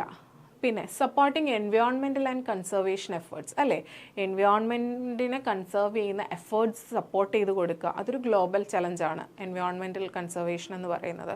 സോ അതിനെ സപ്പോർട്ട് ചെയ്യുക എന്ന് പറയുന്നത് SDGയിൽ വരുന്ന കാര്യമാണ്, സസ്റ്റൈനബിൾ ഡെവലപ്മെൻറ്റ് ഗോളിൽ വരുന്ന കാര്യമാണ്. ഓക്കെ, ദെൻ ഇൻക്രീസിങ് പൊല്യൂഷൻ കൂട്ടിക്കൊണ്ടുവരിക, അതായത് പൊല്യൂഷൻ നമ്മൾ ആവുന്ന തരത്തിലൊക്കെ നമ്മൾ പൊല്യൂട്ടഡ് ആക്കിക്കൊണ്ടേയിരിക്കുക. അതൊരു നല്ല കാര്യമാണോ? അല്ല. ഇഗ്നോറിങ് ഗ്ലോബൽ ചലഞ്ചസ് ഇഗ്നോർ ചെയ്ത് കളയുക. സപ്പോർട്ട് ചെയ്യുകയാണ് വേണ്ടത്, ഇഗ്നോർ ചെയ്യുകയല്ല വേണ്ടത്. സോ ആൻസർ എന്ന് പറയുന്നത് option B, supporting environmental conservation efforts. What role does data privacy and security play in social responsibility? Social റെസ്പോൺസിബിലിറ്റിയിൽ ഡേറ്റ പ്രൈവസി ആൻഡ് സെക്യൂരിറ്റി എന്നുകൊണ്ട് ഉദ്ദേശിക്കുന്നത് എന്താണെന്നാണ് ചോദിച്ചേക്കുന്നത്. It is relevant to social responsibility. ഈ data privacy and security എന്ന് പറയുന്ന കാര്യം social responsibility എന്ന് പറയുന്ന ഒരു ഹെഡിൽ റെലവൻ്റ് ആയിട്ടുള്ള ഒരു കാര്യമേ അല്ല എന്ന് പറയുന്നത് തെറ്റാണല്ലേ? റെലവൻ്റ് ആണല്ലേ? എന്തോ അതുകൊണ്ട് ഉദ്ദേശിക്കുന്നത്? It involves protecting customer information and maintaining high standards. നമ്മുടെ കസ്റ്റമേഴ്സിൻ്റെ അവർ നമുക്ക് പ്രൊവൈഡ് ചെയ്ത് തന്നിട്ടുള്ള ഇൻഫോർമേഷൻസ് എല്ലാം പ്രൊട്ടക്റ്റ് ചെയ്യുക. അതിൻ്റെ കാര്യത്തിൽ, ആ ഒരു സെക്യൂരിറ്റിയുടെ കാര്യത്തിൽ നമ്മൾ ഹൈ സ്റ്റാൻഡേർഡ് മെയിൻറ്റെയിൻ ചെയ്യുക എന്നുള്ളതാണ് എന്ത്? ഡേറ്റ പ്രൈവസി ആൻഡ് സെക്യൂരിറ്റി എന്ന് പറയുന്നത്. It's a part of our social responsibility towards our customers അല്ലേ? സോ ആൻസർ എന്ന് പറയുന്നത് option B, it involves protecting customer information and maintaining high standards. It involve selling customer data. കസ്റ്റമറിൻ്റെ data sell ചെയ്ത് കൊടുക്കുക. അതൊരു social responsibility ആണോ? അല്ല, അതൊരു തെറ്റായ കാര്യമാണ്. It is less important than profitability. അത് പ്രോഫിറ്റബിലിറ്റിയെക്കാളും ഇമ്പോർട്ടൻറ്റ് കുറവാണ്. ആണോ? അല്ല. അങ്ങനെ ഇമ്പോർട്ടൻ്റ് അൺഇമ്പോർട്ടൻ്റ് എന്നൊന്നുമില്ല. എല്ലാ സോഷ്യൽ റെസ്പോൺസിബിലിറ്റിയും ഈക്വലി ഇമ്പോർട്ടൻ്റ് ആണ്. Next, in the operating statement approach, how are positive and negative aspects of social activities categorized? Operating statement അപ്രോച്ചിൽ എങ്ങനെയാണ് positive and negative aspects, social ആക്ടിവിറ്റീസിൻ്റെ പോസിറ്റീവ് ആൻഡ് നെഗറ്റീവ് ആസ്പെക്ട്സ് നമ്മൾ categorise ചെയ്യും? എന്ത് പേരില്ല? Positive ആസ്പെക്ട്സിനെ നമ്മൾ social benefit എന്നും നെഗറ്റീവിനെ നമ്മൾ സോഷ്യൽ കോസ്റ്റ് എന്നുമാണ് പറഞ്ഞുകൊണ്ടിരുന്നത്. സോ ഇവിടെ വരുന്ന ആൻസർ എന്ന് പറയുന്നത് social cost and social benefit. Social കോൺട്രിബ്യൂഷനും അങ്ങനൊന്നും അല്ല. ഇവിടെ ശ്രദ്ധിക്കണം കേട്ടോ. Social cost and social benefit എന്ന് പറയുന്നുണ്ട്, social benefits and social cost എന്നും പറയുന്നുണ്ട്. ഇവിടെ ക്വസ്റ്റിൻ്റെ ഓർഡർ ശ്രദ്ധിക്കണം. ഇത് രണ്ടും ശരിക്കും ഒന്നാണ്. Social cost and social benefit എന്നുള്ളതും social benefit and social cost എന്ന് പറയുന്നത് രണ്ടും അങ്ങോട്ടും ഇങ്ങോട്ടും മാറി കിടക്കുന്നത്. ഇവിടെ നമ്മൾ ക്വസ്റ്റിനിൽ പറഞ്ഞിരിക്കുന്നതിൽ പോസിറ്റീവ് ആൻഡ് നെഗറ്റീവ് എന്ന് എടുത്തു പറഞ്ഞിട്ടുണ്ട്. പോസിറ്റീവ് ആണ് നമ്മുടെ എന്തെന്ന് പറയുന്നത്? ബെനിഫിറ്റ് എന്ന് പറയുന്നത്. നെഗറ്റീവ് എന്ന് പറയുന്നതാണ് കോസ്റ്റ്. അപ്പോൾ സോഷ്യൽ ബെനിഫിറ്റും സോഷ്യൽ കോസ്റ്റും ഈ ഒരു ഓർഡർ ഉണ്ട്. ഈ ക്വസ്റ്റിനിൽ തന്നെ ഒരു ഓർഡർ ഉണ്ട്. എങ്ങനെയാണ് പോസിറ്റീവ് ആൻഡ് നെഗറ്റീവ് ആസ്പെക്ട്സ് എന്ന് പറയുന്നത്? പോസിറ്റീവ് എന്ന് പറയുന്നത് സോഷ്യൽ ബെനിഫിറ്റും നെഗറ്റീവ് എന്ന് പറയുന്നത് സോഷ്യൽ കോസ്റ്റ്. അപ്പോൾ ഓപ്ഷനിൽ social benefit and social cost എന്ന് തന്നെ ഉണ്ടെങ്കിൽ അങ്ങനെ തന്നെ എഴുതുക, ആ ഒരു ഓർഡറിൽ തന്നെ എഴുതുക. ഇവിടെ പോസിറ്റീവ് ആൻഡ് നെഗറ്റീവ് എന്ന ഓർഡർ വന്നപ്പോൾ ഇവിടെ ആൻസർ എന്ന് പറയുന്നത് ഇതല്ല കേട്ടോ. ആൻസർ എന്ന് പറയുന്നത് option C, social benefit and social cost. Okay, രണ്ടും ഓപ്ഷൻസ് നോക്കുമ്പോൾ രണ്ടും സെയിം ആണ്, പക്ഷേ ഈ ഒരു ഓർഡറും കൂടി എപ്പോഴും നോക്കണം. Next question, which approach provides a detailed qualitative description of firms' social responsibility activities, often without significant use of quantitative data? നേരത്തെ നമ്മൾ പറഞ്ഞ ക്വസ്റ്റ്യൻ ആണെന്ന് തോന്നുന്നു. ക്വാണ്ടിറ്റേറ്റീവ് ഡേറ്റയുടെ യൂസേജ് ഇല്ലാതെ ക്വാളിറ്റേറ്റീവ് ഡേറ്റയിൽ മാത്രം ഒരു ഡീറ്റെയിൽഡ് ആയിട്ടുള്ള ഒരു ഡിസ്ക്രിപ്ഷൻ പ്രൊവൈഡ് ചെയ്ത് തരുന്നത് ഏത് അപ്രോച്ചിലാണ്? നമ്മൾ പറഞ്ഞു നറേഷൻ എഴുതി മാത്രം ക്വാളിറ്റേറ്റീവിൽ മാത്രം എക്സ്പ്രസ് ചെയ്യുന്ന അപ്രോച്ചാണ് എന്ത് approach? Narrative approach. Option B narrative അപ്രോച്ചാണ്. നമ്മൾ ഒരു തവണ ഡിസ്കസ് ചെയ്ത ക്വസ്റ്റ്യൻ ആണെന്ന് തോന്നുന്നു. Answer is option B narrative approach. What does social responsibility accounting aim to measure? എന്താണ് സോഷ്യൽ റെസ്പോൺസിബിലിറ്റി അക്കൗണ്ടിങ്ങിൽ മെഷർ ചെയ്യാൻ വേണ്ടിയിട്ട് ഉദ്ദേശിക്കുന്നത്? നമ്മൾ പറഞ്ഞതല്ലേ, എന്തായിരുന്നു answer? Option B periodic net social contribution of a firm നമ്മൾ ഡിസ്കസ് ചെയ്തതാണ്. Next, the footnote disclosure approach in social responsibility reporting is used to. നമ്മുടെ ഫുഡ് നോട്ട് ഡിസ്ക്ലോഷർ അപ്രോച്ച് എന്ന് പറയുന്നത് സോഷ്യൽ റെസ്പോൺസിബിലിറ്റി റിപ്പോർട്ടിങ്ങിലെ ഫുഡ് നോട്ട് ഡിസ്ക്ലോഷർ അപ്രോച്ച് എങ്ങനെയാണ് use ചെയ്യുന്നത് എന്നുള്ളതാണ്. എങ്ങനെയാണ് യൂസ് ചെയ്യുന്നത്? നമ്മുടെ ഫിനാൻഷ്യൽ സ്റ്റേറ്റ്മെൻറ്റിൻ്റെ അവസാനം ഒരു ഫുഡ് നോട്ട് പോലെ നമ്മളുടെ ആക്ടിവിറ്റീസ് എല്ലാം കൊടുക്കും അല്ലേ, ഫുട് നോട്ട് പോലെ. അപ്പോൾ ഇതിനകത്ത് ഏതാ വരുന്നത്? Provide a visual representation of social activities. Social ആക്ടിവിറ്റീസിൻ്റെ ഒരു വിഷ്വൽ റെപ്രസെൻറ്റേഷൻ കൊടുക്കുക. അത് ഏത് അപ്രോച്ചാണ് സോഷ്യൽ ആക്ടിവിറ്റീസിൻ്റെ വിഷ്വൽ റെപ്രസെൻറ്റേഷൻ കൊടുക്കുന്നത്? വീണ്ടും വീണ്ടും പറയുന്നത് തിരിഞ്ഞു പോകാതിരിക്കാനാണ്, പിക്ചോറിയൽ അപ്രോച്ചിലാണ്. ഓക്കെ, ഇനി describe social contributions in narrative form. Narrative ഫോമിൽ കൊടുക്കുന്നത് ഏത് അപ്രോച്ചാണ്? നറേറ്റീവ് അപ്രോച്ചിലാണ്. നമ്മുടെ കോൺട്രിബ്യൂഷൻസിനെ പറ്റി നറേറ്റീവ് ഫോമിൽ നമ്മൾ പ്രൊവൈഡ് ചെയ്യുന്നത് ഏത് അപ്രോച്ചാണെന്ന് ചോദിച്ചാൽ narrative approach. Include social responsibility information as part of financial statement of notes. അതേതാണ്? നമ്മുടെ ഫുട് നോട്ട് ഡിസ്ക്ലോഷർ അപ്രോച്ചാണ്. നമ്മളുടെ ക്വസ്റ്റ്യനിലുള്ള ഫുട് നോട്ട് ഡിസ്ക്ലോഷർ അപ്രോച്ചിലാണ് ഫിനാൻഷ്യൽ സ്റ്റേറ്റ്മെൻറ്റിൻ്റെ നോട്ട്സിൻ്റെ ഭാഗമായിട്ട്, ഇവിടെ ഫുട് നോട്ടൊന്നും എടുത്തു തന്നിട്ടില്ല, നോട്ട്സ് എന്ന് മാത്രമേ തന്നിട്ടുള്ളൂ കേട്ടോ. ഫിനാൻഷ്യൽ റെസ്പോൺസിബിലിറ്റിയുടെ ഇൻഫർമേഷൻ ഫിനാൻഷ്യൽ സ്റ്റേറ്റ്മെൻറ്റിൻ്റെ നോട്ട്സിൻ്റെ ഭാഗമായിട്ട് കൊടുക്കുക എന്നുള്ളതാണ്. ഇനി set and report on specific social responsibility goals. എന്താ? സെറ്റ് ചെയ്ത് വെച്ച് ആ ഗോൾസ് അച്ചീവ് ചെയ്ത് കഴിയുമ്പോഴത്തേക്കും അതിനെപ്പറ്റി റിപ്പോർട്ട് ചെയ്യുക. അത് ഏതാണ്?